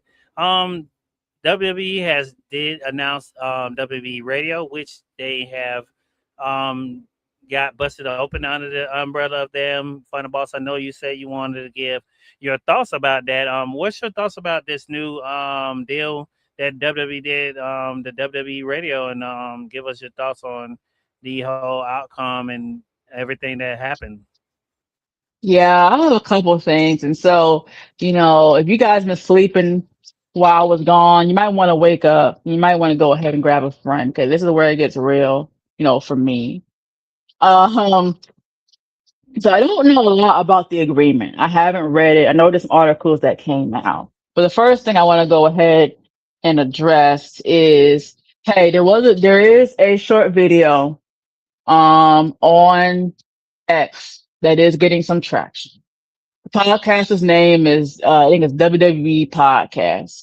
It's not affiliate with actual WWE. It just happens to be the name of this podcast. His page is verified. And the video itself is good. Person behind the video may not be so good. And then, hey, you got a problem with the hey, I'm right here. But he talks about, by WWE doing that, um, it kind of it quiets the room in so many words because now we're not going to get that unfiltered type of podcast or criticism that honest opinion includes criticism that we usually get from Busted Open because now they're under an entity.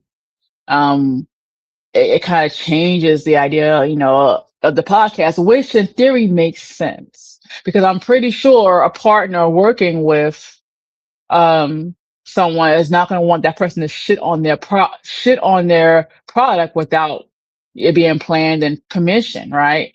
A lot of people are saying no, that's not true. It's still going to be the same because Dave LaGreca and all of them did say, hey, everything's going to be the same, it doesn't change anything. Well, that's not true because you can't work for a company and then shit on it without some kind of agreement where you can.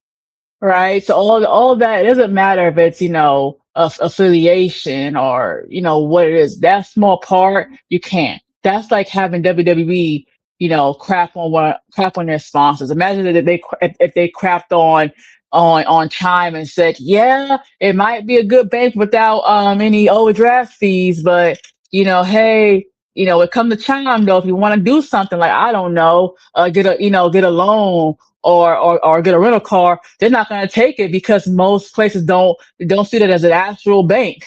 They're not going to say things like that because it's a sponsor. They're not gonna say, "Oh, well, hey, Will with Slim Jims, Slim Jims ain't the best thing for you." Like they're not gonna say that because they're sponsors, right? It's the same thing when we have this partnership or whatever it is, whatever word they want to use for it this week is, you can't shit on the product on someone that, you're working with. Same thing for us in real life. Like, hey, just how you can't shit on your job, you can't shit on your boss and in public and not have any repercussions if it's found. It's the same idea. Like, hey, I can't come on here and say, hey, I don't like some of our shows. Why? Because they're all partners, right? Like that's not how that works. Hey, if one of our team members say, "Hey, I don't like DWE radio," well, shit. Well, you can be hearing from me then, because you work with us. I mean, it's the same idea. Um, but it's just funny how everyone says, "Hey, Thunder Rosa is gone right after we were told by Busted Open Radio everything is going to be all the same, and Thunder Rosa is gone." Um, it also is interesting because I get why they did it. Um they needed that exposure. They really did. Um, they've been around for 10 plus years. They recently started the Pro Wrestling Nation 24/7 on Sirius XM, and they were so happy because it took them over 10 years to get that, and that was just a few months ago. Within like the last 90 days, I think it was like when they announced that big change when they're gonna have the 24/7 radio on Sirius XFM. Um, and I feel like they should be bigger than what they are. I mean, they're a damn good podcast. They have a lot of people on that team that are great. Of course, my favorite, Dave, Billy Ray. Hey, was part of legendary Team 3D. They recently had a final tables and chairs match. Last year. So what has it been last year in TNA? Legend. They have Denise Orcedo, who's well known in the IWC. Nick Nennis, who's, champion in TNA, he has a part of that. I think his role is a little bit more off the scenes. He comes here and there on the actual podcast, but it's open that he does work with them. And of course, the legendary Mark Henry, Hall of Famer Mark Henry. So they have a really, really strong team, but I feel like the traction is just not there. And you're gonna say, well, how do you know that? Well, it's proof, right? I don't feel like they did not get in shout out WWE like that. They're taking calls, but hey, you call right now, you're gonna get a producer who's gonna say, I can't hear you, hang up the phone on you. But hey, it's no way on no phone lines if you call. I promise you, it's not a call before. Um, it's just not getting the traction for whatever reason, even though it's such a good podcast. They have multiple shows after dark. They have a lot of different breakdowns of different things, and they do talk about AEW as well and TNA. I feel like that may change now that they have that WE with them. I also feel like the host may change as well, because as we know, a lot of people have podcasts, including Cody Rhodes, Taker, and Stephanie McMahon. I feel like you might see some different hosts now because of that. Or, and of course the Bellas have a podcast also. Um, and with that being said, it's also time for change, right? And something I talked about with Miami offline. I'm gonna go ahead and say it. Like, hey, I am a fan of the world's strongest man, Mark Henry, Hall of Famer, legendary Mark Henry. He is one of the prominent faces on the podcast. He does at the dark sometimes. He mostly does a podcast with him and Denise Arcedo. And I feel like he's in the wrong area, right? And because you would think that someone that is a Hall of Famer would really dive into the podcast and everything else based on the fact that they know the business because they work the business. I mean, Mark Henry was a top guy at one point. He really was. Um, but his takes, they don't. And maybe he doesn't do it because out of respect for the business, because we all know, he's the old school type. We know how he feels about the business. We all remember how he's one of the people that actually got on Leo Rush for things that Leo Rush had said about pay, and different things like that. Um, but it's like when it comes to wrestling in particular, it's like he wants to relate it so much to real life. Like you can't go through a single episode. I know that it's the most of all of them. Heard two of them today. I heard After Dark and the one with him and Denise Sarcedo as they talk about the Cody and Punk. I also listened to the one about him about the one that it did with Nick Aldis, but that was with him and I forget the guy's name. Um, but he cannot go episode without relating it to actual real life.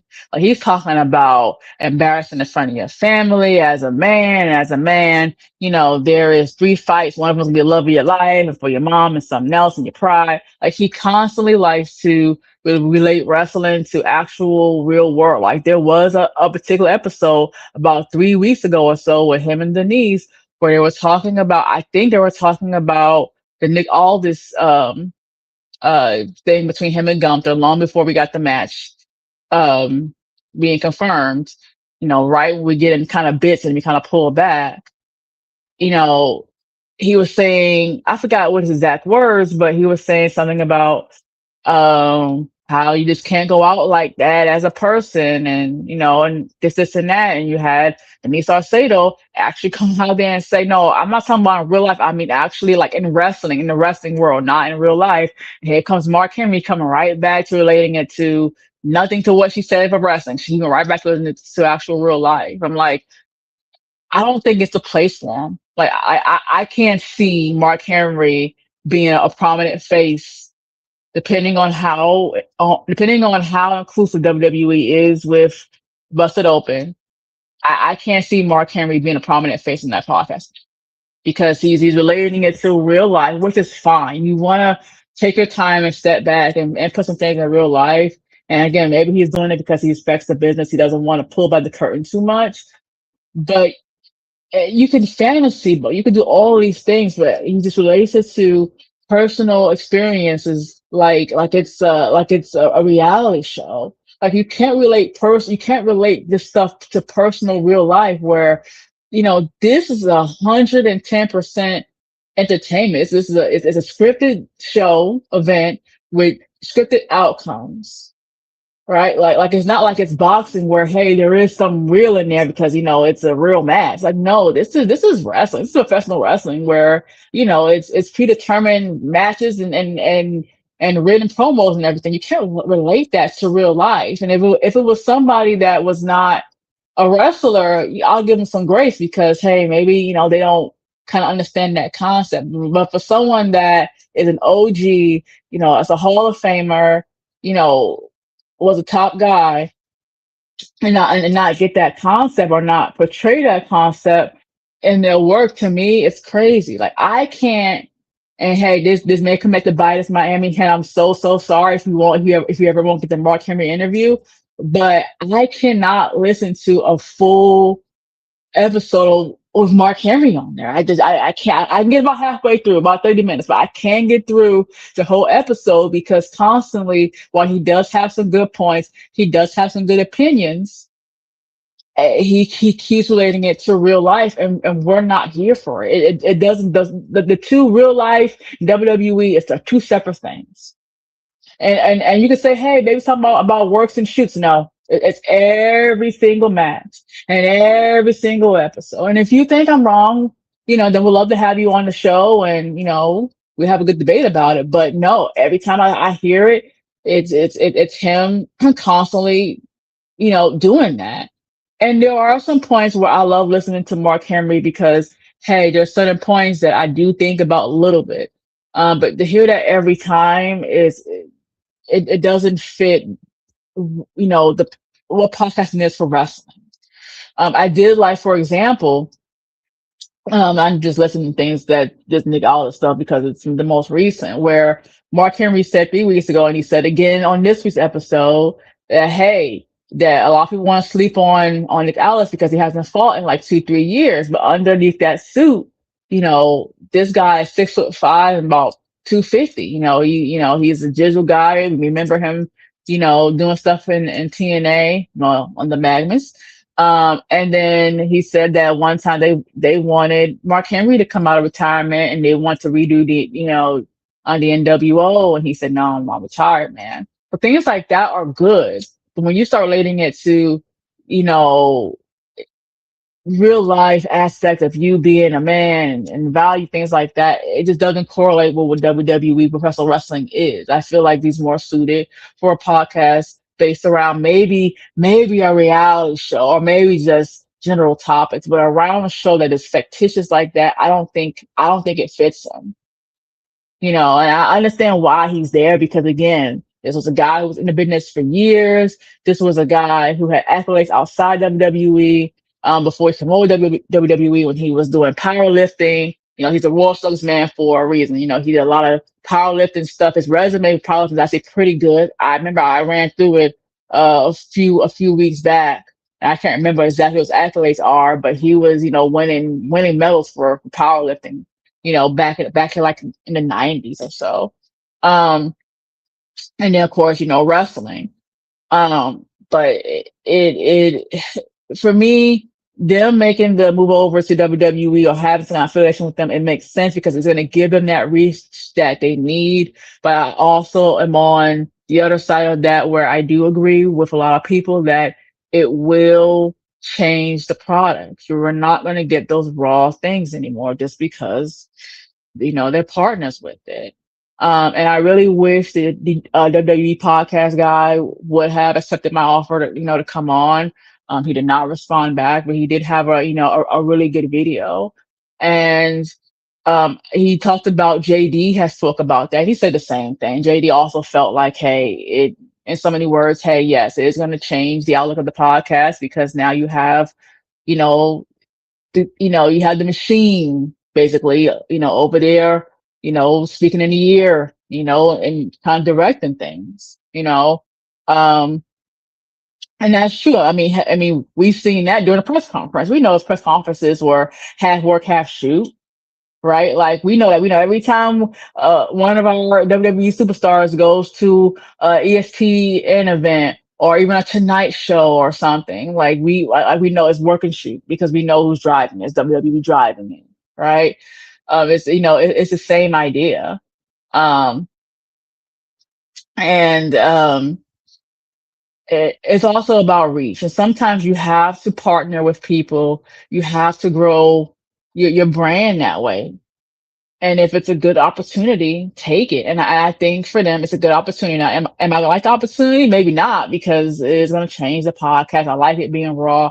I love, listening to Billy Ray and to Dave LaGreca. Like they're my favorites. They're my favorite two hosts of the Busted Open because they're so raw. They have a great back and forth, especially Dave LaGreca. Like he doesn't hold back for anyone. Not even Bully. Um, but it's about making the business sense. And I say that because with WWE podcast, right, which is again, he's not affiliated with WWE, that's the name of his podcast, right? Like that guy had a really good video, is getting some traction, speaks well, has very, very confident in his opinions, whether you like it or not. But he's not gonna grow. Why? Because hey, here's a platform that we have that's different because that person is not on X Live. That person is not on YouTube, but they're on other platforms, Spotify, Apple Music. I think it's called like Speaker or something, which I don't use, but I did hear about. It's popular with a lot of podcasts. There's another audio. Um, but hey, this was your chance to reach a different audience, right? Because you want to grow your podcast and you're comparing yourself to, hey, JD New York has a bigger following, than me. And when Miami heard that, he automatically assumed that, hey, this guy was a bigger guy. I know he's not. Like, cause I did my homework and I looked at, you know, I looked at everything and no, you're not. And you want to know why? It's not. It ain't because you have bad content. Sometimes it is because you have bad content. In this particular case, no, it's an example of a person who refuses, to work with people because they have this pride, if it's going to change things, or it's going to alter how they run their business. And that it's not always true. It's about making right business decisions and then knowing what the conditions of that business decision is and making it work for your benefit and for the other person's benefit. And to get off that for a little bit, we want to talk about Kyle. I just want to kind of put that out there, right? We all know Kyle. We love Kyle.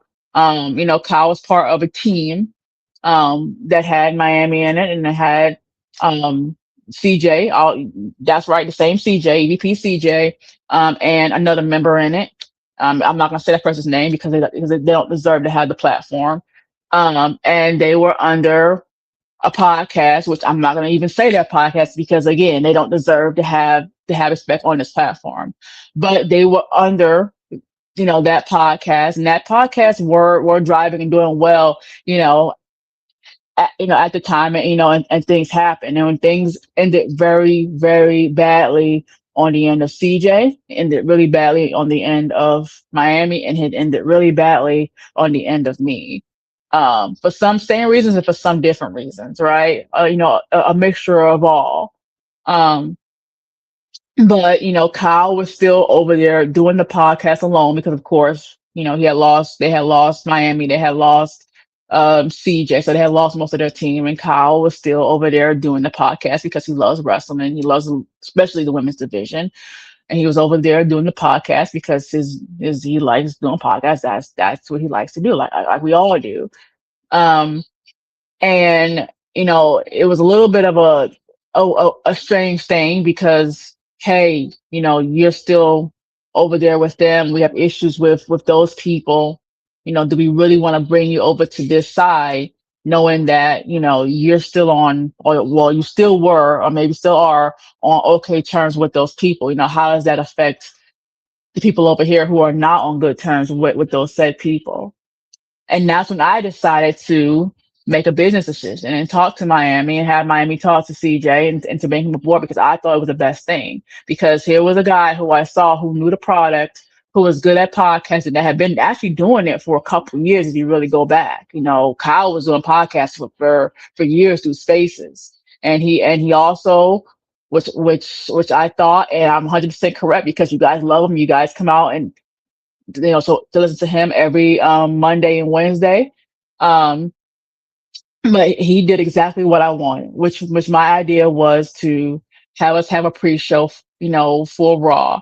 And I talked about having Greg do it, which he does, but I wanted someone with him that had worked and done that before. And that person, besides CJ, because CJ was part of that team in Miami, was Kyle. And it was a business decision. And guess what? It worked for our benefit. Kyle's doing great in DWE. We love having him here. Probably is one of my favorite acquisitions to the team, to be honest. And is doing great. And he's finally getting the platform that he's been looking for. He loves women's division. As you know, we have a new show. That show's been on like what episode we on? 6, 8 now. For Queens of WWE with wrestling because he brings up I think TNA as well sometimes. But Kyle has wanted to do that show before. He's did it with those other people for a very, very short period of time, even though, it was only for a few episodes. It didn't get any traction. And a lot of us, like Miami's like, maybe it's the product, because, the women's division is up and down. It has its good and bads. And right now we're kind of back where we were with the women's division where we have the women, but they're not booked properly. And then there was a time where we didn't have the women, four horsewomen, right? But now we're at a point where we have the women because now look who we have. They call up Fatal Influence. They call up, Blake Monroe, so they made those recent call ups. But the booking is kind of shoddy right now across both brands. And to my Raw and SmackDown, I'm not going to include NXT in there. I don't watch NXT, so I can't speak on it. Um, but I said, no, it's not all about just the product. It's about delivery of it because Kyle can deliver it in a great way, and make it insightful.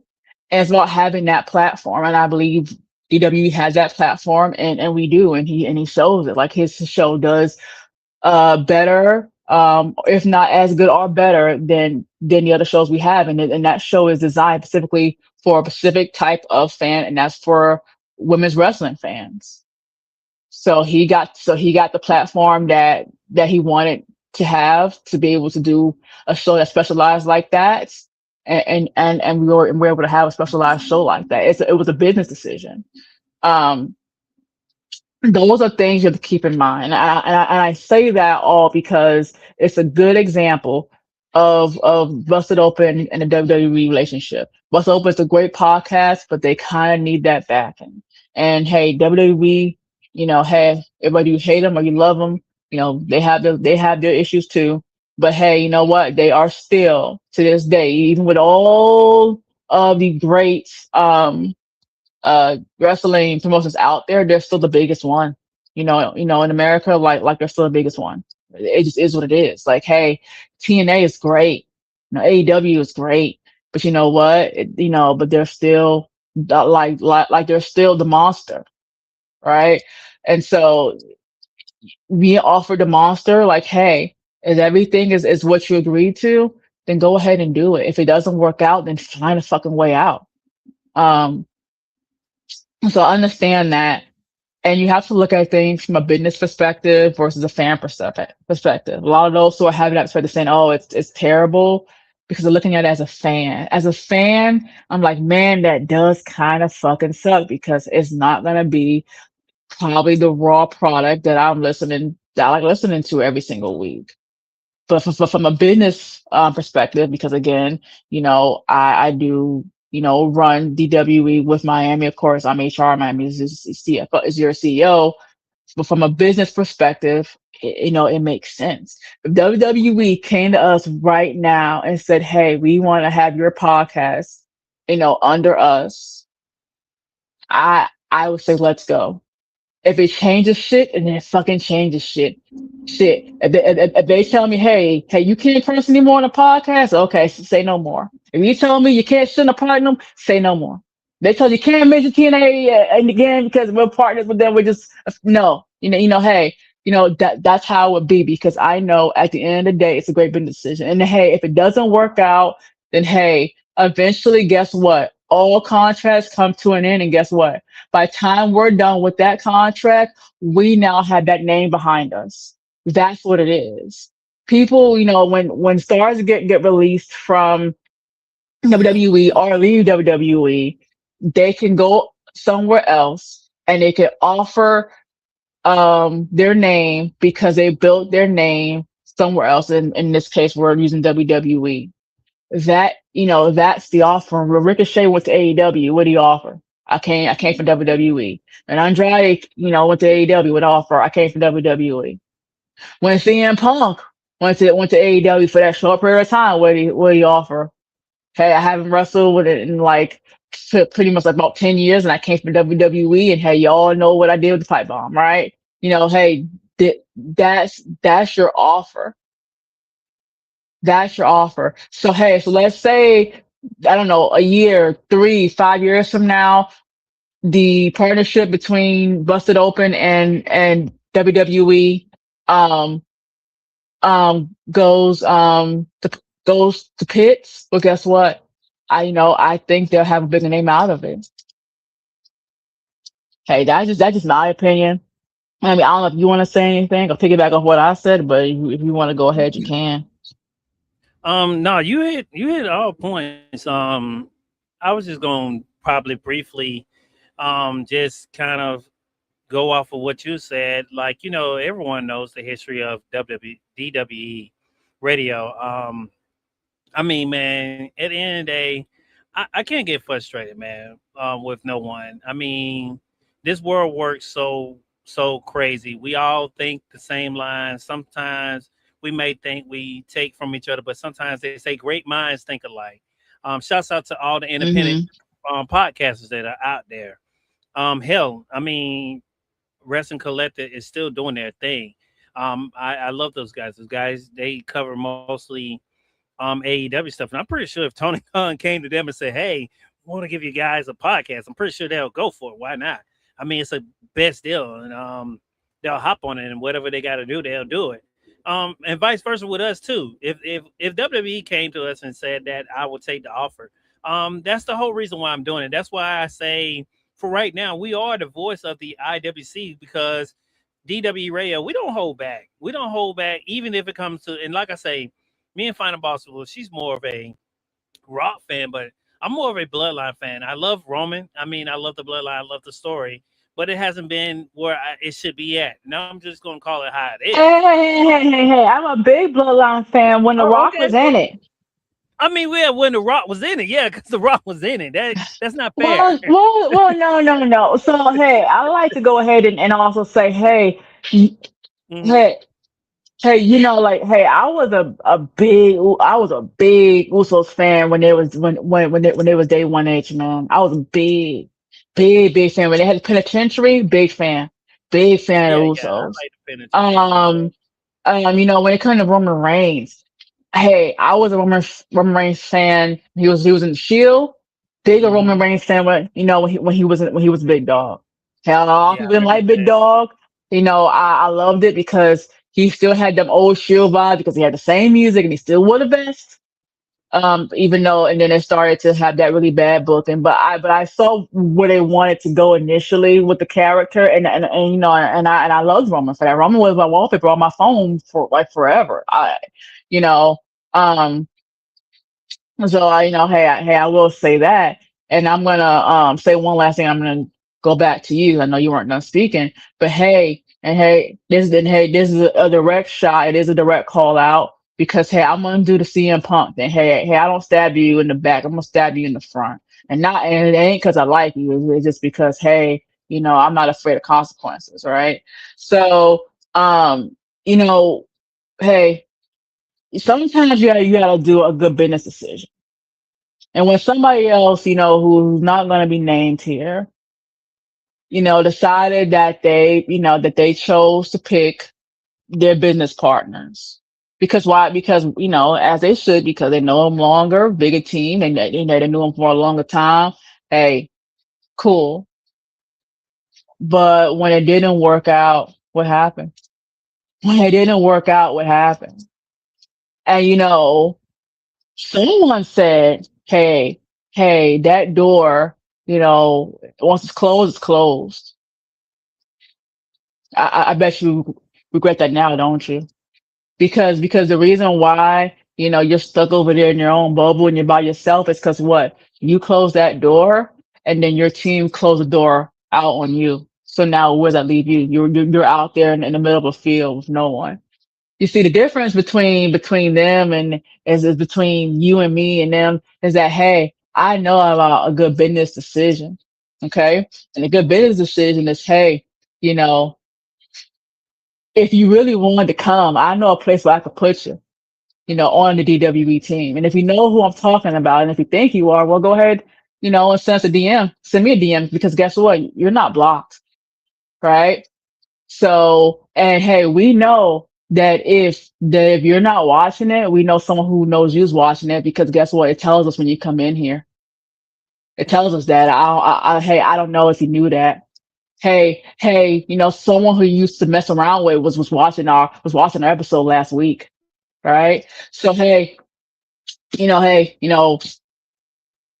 was it the best thing that happened between that whole situation with that team, those people? No, absolutely terrible. But you know what? That person that is on the outside wasn't really the main cause of everything, right? They just kind of agreed to it because it's part of this team, as they should, right? Because you know how it goes. You have problem, Miami, a problem, with me, things like that, vice versa. So I get the whole hey, stick by your team thing. But now look, so hey, when it comes to a business decision, right? Like you have to think about from business decision. And hey, when it fails or if it doesn't work out, you move on. You move on and then and you make the best of it. People do it all the time in WWE. I mean, look at Brandy Rose. Brandy Rose now is pregnant, congratulations to her. But hey, it didn't work out with her in WWE. She went on ahead and did the OnlyFans thing, which hey, you can feel how you want to feel about it. But hey, yeah, she looks great. Yeah, she also has a physique that is in demand because she has that muscular physique. She is in her 30s, but she looks really good. Um, she's a whole card, good looking face, great looking body. But think about it. The reason why she was able to build her empire to be on the million side of OF, on that higher side of OF, is because she had that name behind her. Everybody knew it was Mandy Rose. So sorry, I meant Mandy Rose. Um, and so the whole, that's what she took from it. It didn't work out, but guess what? She took what she could from it, and hey, it paid off, in her favor. That's usually how things work, and how things go. I mean, look at Bailey. If Bailey truly is leaving, because there's a lot of rumors about her leaving, she'll have it behind her. You know why? Because hey, they're gonna remember her. Yeah, she did some stuff before WWE, but they're gonna remember her as what? Having a name of being in WWE. So it's about making smart choices, smart business decisions, and making it work for your benefit. So Yeah, that's true. Everything you said is correct. Like I said, you know, I know a lot of people probably don't know this. Like I said, what made me want to get into podcasting, I love watching people react to a lot of clips of things and things like that. So I always was interested in it. And I think what got me really want to do podcasting, I'm just gonna be honest, it's two guys that come on Fightful on Saturday, two black guys that come on Saturday on Fightful, and I was like, man, I was always in their shows, always watching, still watching to this day, mm, and I was like, man, I would love to be either with these guys or on the stage or somewhere on a slot with Fightful. I mean, that's just, I think that's no secret for Final Boss. I put that out there a long time ago. And we started off doing this with Spaces. And then, I like Final Boss said, I went to a different team just to try to get the ropes and get the Bears under me. And we started doing DWE radio on the Spaces. And then Final Boss said, hey, let's go to YouTube. Let's bring it to YouTube. So we started doing Talk It Up podcasts on YouTube and stuff. And we've been growing. It's almost been 2 years, guys. And I keep telling people and, we cannot and do this hey, without. and hey, I wanted to, just say, just because you brought it up. Hey, at Mhm. first, when you went to the other team, you had doubts about going to the other team at first. You had doubts Yeah, about yeah, yeah. wanting to host that show. But what did I tell you? I said, nope, it's a great opportunity for you. It's a great starting point for you. And hey, I will say this: it didn't bring you the fans. It didn't bring you the numbers that I hope. Well, you guys did well, but it didn't bring you that fan base like I hoped it would. But you know what it did do? It gave you that confidence to do it on your own, to want to Yeah, do a yeah, different yeah, platform. And yeah, it's the yeah. same thing, and I would say the same things for CJ, right? Because I always feel like, and this is my opinion, and CJ, listen, if I'm wrong, then say something. But I felt like with CJ, the initial goal for CJ was to build his fan base, with being with the other team. That's why he was, working hard to, have his followers counts to be up, and continue to be on every single show over there, because he wanted to build that fan base, so that way when he decides, he always talked about how he wanted to have his own show eventually. So that way, when he did have his own show, those fans will come to him because, hey, I remember you from being part of this podcast, being part of that team. And I don't feel like that's happened. I don't see that. But you know what it did do? It gave CJ the know-how, like you, that he can go ahead and that he can do this, right? CJ Mhm. has CJ is carrying DW. Like, he literally starts out the CJ MVP because he has the most shows, right? Because he's so used to doing podcasts, and now because he was the backbone of the other company, and now he is the backbone of this company. So it gave him that. Um, And those kind of things, it is important. It is very important, to know that. And one of the biggest things was going over to YouTube. Hey, CJ, when we had a conversation, hey, CJ said, hey, YouTube is a different beast. And he basically put doubt and said that, hey, we couldn't do it. But you know what? We did it. Here, now we're here and now we're not looking back. And guess what? When CJ wanted to go to YouTube, he pushed back. He kept saying, I'm coming. I'm like, CJ, if you don't hurry the fuck up and damn come, it's been like, you've been saying that shit for months. Because CJ, and it wasn't because he didn't have the talent. It wasn't because, he didn't know, what to do. It was because he was afraid of using that platform, using a different platform. But once he got comfortable with me, hey, now he's on it, all the time. Now we're on all the time. It's about getting used to different things. And you know what? And thank God we did, because look at where we are now. Hey, we wanted to move to YouTube like all people do, because hey, there's a lot of, you know, IWC drama when it comes to spaces. You can have all the trolls in here. You can have all the haters in there, and we already know how y'all feel about DWE. We got a couple of haters, you know. Um, hey, but but who doesn't have haters? Everyone does, right? Even hey, the bigger you get, the more haters you're gonna have anyway, right? But people want to move to YouTube just because we want to get away from that. We want to get away from the trolls. We want to get away from all this stuff. And hey, a lot of those trolls we know, hey, were sent by said other team, and hey, we know that, hey, it is what it is. You send them trolls now, especially on this platform, or you're gonna get embarrassed pretty damn bad. Um, but now look at us now, and look how much the dynamic has changed. Hey, we went to YouTube because we wanted a different platform away from space. It's something that was also not about that, but also because we wanted to have more creative control over. You can do more things on like StreamYard and stuff, right? You can have pretty graphic stuff, things you can't really do on spaces. But, it's so limited on, functionality wise. But hey, look at us, look at it now, how it has changed where everyone is on live and everyone is on YouTube and platforms like that. No one, there's faces, but they're not the height of the IWC like how it used to be, right? Um, this thing, because things have changed so much, and things are changing now. I mean, look now, now we can't even comment anyone on the lives anymore. You know, on the Android side. Yeah, So I mean, things. they Yeah, so make it things are hard, man. changing.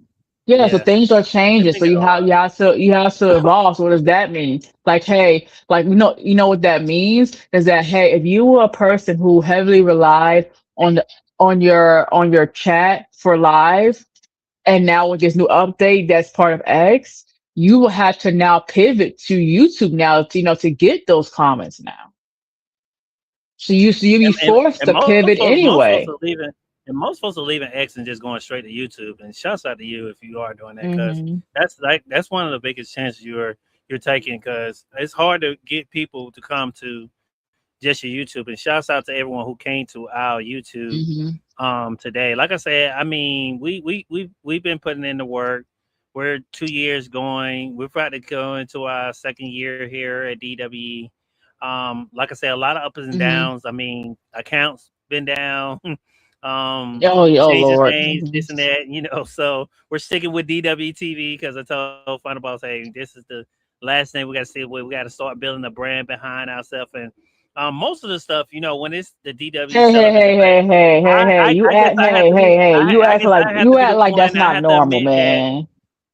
I guess I have to be the one to admit that I do all the work, because and that's just to build the team up. And like I say, shouts out to everyone who's with us, even if they're on the affiliate side, like the Sports Jedi, the Oh, here Chemistry Lab go, of man. famous and his crew. Here, here go Miami over here saying I don't do no work again. You see that, y'all? You see that? Oh my God, you do most of the work behind the scenes, but you don't do all the work. Oh no, that was somebody said about Is it somebody else, is it and is, that was a is it lie. is it nails or makeup? Is it nails or makeup? No, Well, I help. I you help. you're around just to fire people. You like the I No, don't that's want to not say the business true. man, That but ain't true. you the Cause when you, cause you the no, Jordan that Knights is of the not DWE true. man. Cause You hey, the Jordan when Knights. you over there in Dreamland, and I happen to not Uh, be in Dreamland, like hey, I mm, promote. I all right. promoted CJ's SmackDown recap, and I was in the hospital. So I mean, cause you asleep. Oh So Lord. I mean, Well, well, shit, I ain't doing shit in the hospital besides laying there dying. So I mean, I was in the hospital. So yeah, I didn't bring a book but with like I me either. say, So you know I was bored. I keep saying this, and I keep and we market ourselves. We don't mind it. I don't see why other people don't do it because if you turn on the TV, it's not gonna be a chance you're gonna see a commercial with McDonald's or some kind of restaurant or somebody promoting their business. That's the same thing as marketing. So that's what we do. Mhm. We don't mind doing And it because that's the and only way we things get our name out of it. and not even that too is like, hey, everything that people frown upon, the big guy, and in this case, the big guy, WWE, is doing it. Hey, you want some examples? Okay, well, let's talk about examples.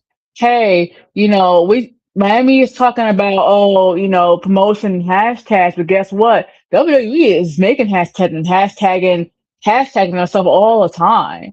Hey, Hmm. WWE is, they'll send you on some com. Oh, they're gonna be sending you emails inside your email about shows. Hey, Exactly.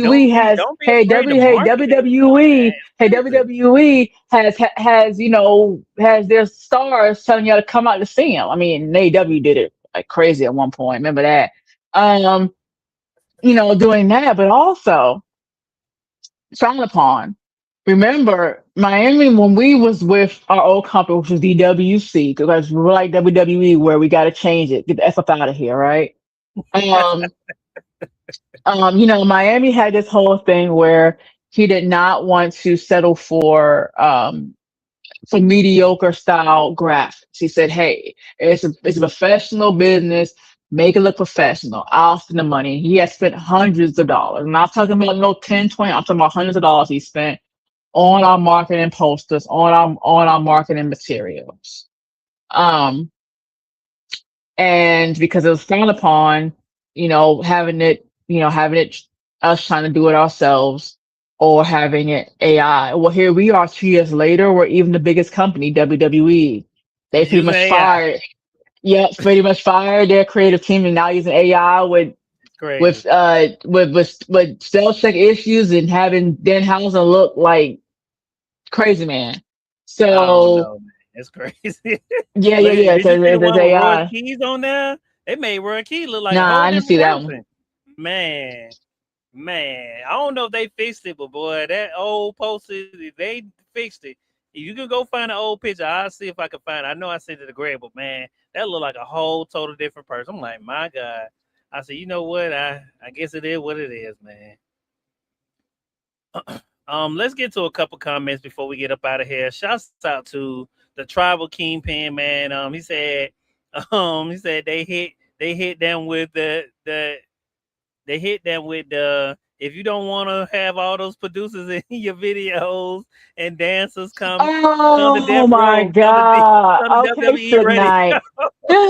He said come to WWE Radio. Um, Yeah. he didn't hit him with that. He said, "Shouts out to Cal, man. Good job for doing the women's. The women's are money." That's what he said. Yeah. Yeah. He said, and he Mhm. said, "Hey, DWE is the great in 2026. Hope so, man. Hope we. Yeah.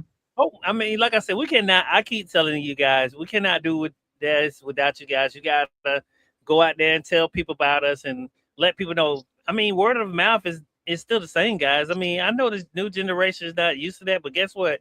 No matter how much things change, things always stay the same. We the new limit of the IWC, man. Yeah, We and selling CDs out of the back hey, trunk. there's a lot of, and there's a lot of people who have good podcasts out there. Mm-hmm. Shouts out, the Black Wrestling. Black Wrestling is one of the few who's on live YouTube and also does spaces, just like how Mm-hmm. Collective Yeah, does true. on Yeah, live yeah. YouTube Mm-hmm. and doing spaces. Mm-hmm. Mm-hmm. Um, Collective, kind of Wrestling Collective. yeah, Collective, collective they do the a great job. They cover that match. does that. And honestly, collective and black wrestling, those two probably have, probably the best IWC spaces, um Y- Yeah, on exactly. X, honestly. Hmm. And I got the pleasure of going to one of black wrestling's um Spaces. spaces last week. And guess Hmm. what? And for those of you, who are more into spaces, of course, do that when we're not on. Y'all sit here, don't y'all leave. God damn it, don't y'all fucking leave. But but when we're not on, or when our team or affiliates are not on, definitely take a look at those. I mean, I went to Black Wrestling Space, and they've been in space for a long time, by the way, but also no number of years. And hey, their style is somewhat similar to ours, if not very similar. Where the hosts and them are going through their opinions and analytics um for the product, and then they do have a time where they will bring up speakers if you want to share your opinion, but they have a lot of time for that. So it's very similar style to to the radio. Hmm. um Hmm. so hey, there is other options out there. Hey, if you don't want to be open no more because you're mad, because you're mad they're going with WWE, like, hey, there is other things out there. But am I gonna stop listening to Busted Open? No, unless it goes down to absolute, like, it's just Shit. horrible. Yeah, but no, hey, Busted Open. I know I was hard earlier, but Busted Open and Dress Talk are my favorite podcasts. Yeah, One of yeah, my yeah. first wrestling podcasts I ever I try to listened to, acquire our show really off of Wrestle Talk. was Wrestle Talk. Hmm. They've Yeah, been me around too. for a number of years, and they've gone through changes as well. We've seen them change and grow. How they went from, Exactly. Exactly. we see them, add on different shows and move different shows, add on hosts, take off different hosts, you know, similar to us, we the DWC, we had characters and gimmicks, just like how at one time, they did the same thing on Wrestle Talk. We all remember, Oliver Davis. It was, Hmm. it was Oliver Davis. We know with the suit jacket on.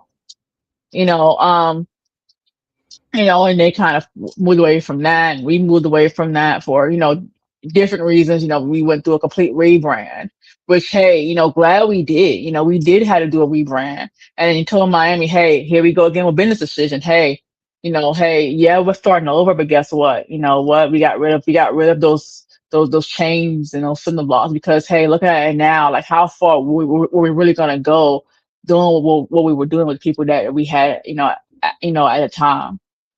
Hmm. Not too far, because we had one of them who didn't want to expand. They had anxiety when it came to multiple people. Um, they didn't feel comfortable big in big environments. They like having a space with like two, three people in there. They just wanted to be chilling, on their off days, and talk about wrestling here and there, and talk about lives and flirt, which is fine, but they didn't want to grow. That was their ambition. Then you had the other people, who were there for alternate reasons, and they, just wanted to, do things outside of wrestling. So where was that really going to go? Especially when one of them, wasn't talking, wouldn't get her voice out anyway. I mean, Miss Peep Sheet. So I mean, hey, there's always boundaries to different things. And I feel like, we are in a good place. I feel like we can be in a better place. When those opportunity comes, hey, they will come. And hey, if I offer you an Yeah. opportunity, and you didn't say anything, and you know who you are, then hey, you missed out, right? And based on what I researched, hey, you did miss out. You missed out a whole fucking lot. I'm not gonna fucking lie. And you don't like it, hey, that is what it is. I already took up everything off of you. Um, but um, but yeah, we will continue to look for those who are podcasters. If you do have a podcast, even if it's not a WWE podcast, I want to make that very clear. If it's a wrestling style podcast, or like maybe like a sports podcast, and Yeah, you want to be an we do affiliate, sports. We do sports over or here. you want to be on a team, send a DM. I mean, it's that simple. There's no crazy strings attached and weird things like that. We're all gonna do our homework on you. But um, and I'm gonna go ahead and say it just because I can say it. Hey, if you sell ass on here, hey, you ain't gonna be on our team. And you know, hey, you could lie and say that you don't, but hey, people that's not even me are telling you that you do, and you continually to prove that every time I turn around. And hey, just because you think it's not getting around, it is getting around, because from what Miami told me past few days, I'm not gonna say who, what, when, because that person is, they are, a star. But y'all still doing that. And you see a whole bunch of words. So if you think it's not coming to light because you're not posting it, yes, it does. That stuff does come to light. But so yeah. But yeah, Mhm. but going back to us, hey, yeah, hey, if you want to be part of our team, hey, definitely DM us, let us know. Even if you don't have your own show, we can put you on a show, because we do have a number of shows, whether you want to do early or late night shows. If you like to do that late night party, that bedtime stuff, hey, Oh Lord. we do have shows, like that. Or if you do have your own show, if it fits into our slot, then we'd love to have it part of our network. I think a good example of that would be, of course, of Nat God and Famous and Force Jedi, where they have their own Shouts out to shows. We those don't guys. control. Yeah, we don't control their show, but it is branded. You'll see us on, you'll see our logo up there. Because we don't control your show. We're not here to get marching orders. We're not here to be the Vince McMahon of the worlds and TKOs of the worlds. Right? We're here to run a podcast company and have a whole lot of fucking fun doing it, and that's what we're here for. Hmm. Now, what you wanted to Yeah. do is have fun outside your personal life, cool. But if your podcast intertwines that, then that's where we have an issue. And if you Yeah. don't like Shouts what out I to have to Greg. He fucking said, say, shouts and out to the hold on, cow and man one Anthony. last thing, because I know I'm saying a lot of things, and I know there are probably people in here who are going to hint and nod at it. Hey, if you don't not like what I have to go ahead and say, well, guess what? A lot of y'all are not blocked, and hey, I'm not talking about one team, I'm talking about multiple teams now. I ain't talking about just one. So if you think I'm talking about just one, well, then you're wrong. So you might as well just go ahead and don't humble yourself. But hey, if you have an issue with that, prove me wrong. Because I have proof that say otherwise. Everything I say is the truth and it's factual and it is what it is. I'm not saying this, to bring back old stuff. I'm bringing this up just because of the stuff that's going on with Busted Open. And I think it's relevant, as a business, and as a podcast, and about us, looking at other ventures and growing. Right. And hey, hey, you may not like the truth, but hey, that's the truth. And hey, it is what it is. Because hey, if you want to stay with someone else in particular, hey, it will stop your growth. Because you know why it did. You want to know why it stopped the growth? Because with that one particular team, like I told Miami, see, the issue is that hey, we have your no, 1 second.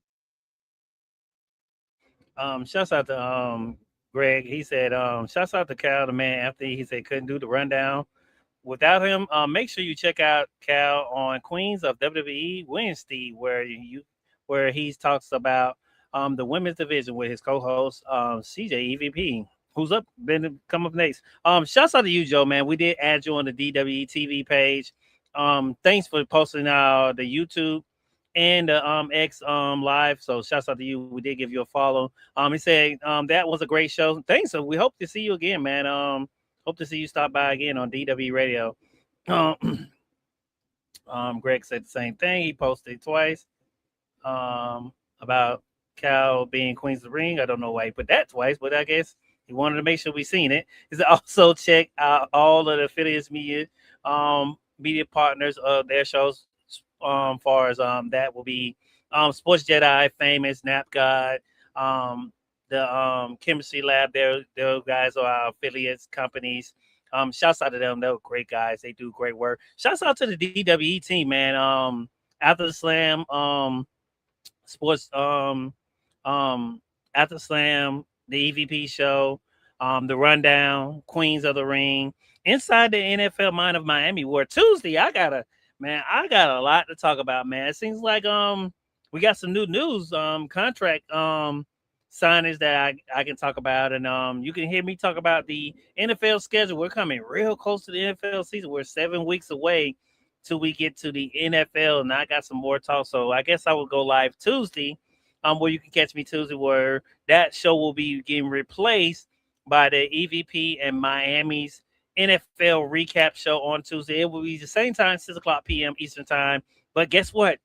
Inside the NFL Mind is not going nowhere because Thursdays I will be recovering the Thursday games. And guess what? You guys want to win some money. You guys want to get into some bets. Come to the Thursday space live. And we will be talking about bets and things like that. So join us Thursday. That will be 6 o'clock. Well, I will be only talking about the Thursday game. Now, week one, I cannot give you guys my top 5 teams or my game of the week. But that second week, I will give you guys that list, and then we'll start talking about the Thursday game. I'll give you guys the rundown of what I think it could be the outcome of the game and bets, and we'll look at some props and things like that. Try to get you guys some money to win, man. So please come to that, man. I cannot wait to this football season, man. Been trying to stack up and get this stuff for that. Like I say, man, CJ, we have a bet Discord if you guys are into knowing about bets and doing bets. He's been doing a great job. CJ's been posting back again for baseball. And he's been getting that Discord back rolling because I held it down for NBA. I kind of slacked down, and he's holding it down for MLB. I will actually be doing college bets, and also I will be doing football bets once NBA starts back, because that kind of bleeds into NFL season, college season. We will be doing NBA bets too, guys. So please give me some follows, and I will give you guys a lot of things like that. Like I say, I've been coming up with a strategy. I think I got a pretty idea. I think once we get to like 5 weeks, once I know who's all starting and things like that, I kind of pretty much come up with a strategy on bets.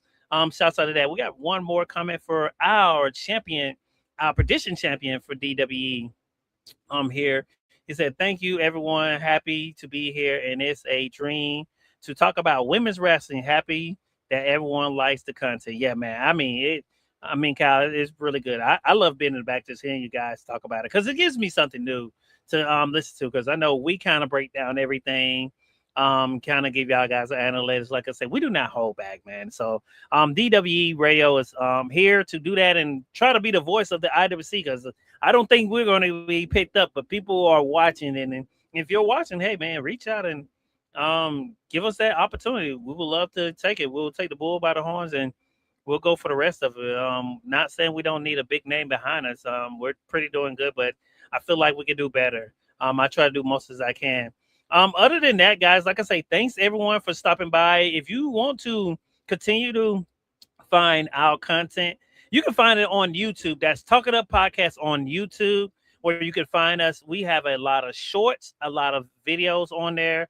Go back, likes some of those videos. Comment. You'll see me come back, comment back on it. And normally I get a notification. If I don't see it, I normally try to look through there and look through comments and stuff like that. I'll either like it. Go through that. Go to our DWE TV television page, where you can mostly find content that we put out, mostly reports of stuff that comes from Fightful, Wrestle Talk, Wrestle Pursuits. A lot of the people that we put, I put a lot of NFL content on there for you guys. If you want to find the NFL content on there, that's on the DWE TV page. Thanks for everyone for letting us post the content onto that page. We really appreciate you guys for that. So please go over there on X. That's DWE Television on the television side on X. If you want to give me a follow on X, that's Miami the Great 305 on X. And if you want to give my beautiful co-host that's stepped out for a while, probably won't make it back once we get out of here, her name is the Final Boss Baby CFO. That's 2 B's, 1 Y, CFO, all together on X. So please give her a follow. If you want to find us more on content, if you can't find us on X, you can't comment on X. Guess what? You still got YouTube, and guess what? We got Twitch. We got 2 Twitch pages. You can pick either one. It doesn't matter. As long as you support us. That's DWE Television on Twitch and DWE Radio on Twitch. So please Support us on there. Please follow us over that page. And don't forget that we have 24 episodes right now on Spotify. This episode will be soon uploaded on Spotify, episode 25 on Spotify. Go look us up on Spotify on DWE Radio. Shouts out to Spotify. Thank you for giving us that platform, for putting our podcast on your platform. Other than that, guys, we are out. And always remember, there's only one DWE, and always remember, acknowledge the DWE radio and the DWE team. When you see that DWE TV go live, you put up those ones and say, hey, Miami the Great sent me. And let people know. Thank you, guys. We are out, and I will see you guys maybe this Saturday for SummerSlam watch party. I don't know. You have to stick around and see, but you'll definitely see me Tuesday on Inside the NFL Mind, where I go live and you hear my breakdown of the NFL. Other than that, guys, we are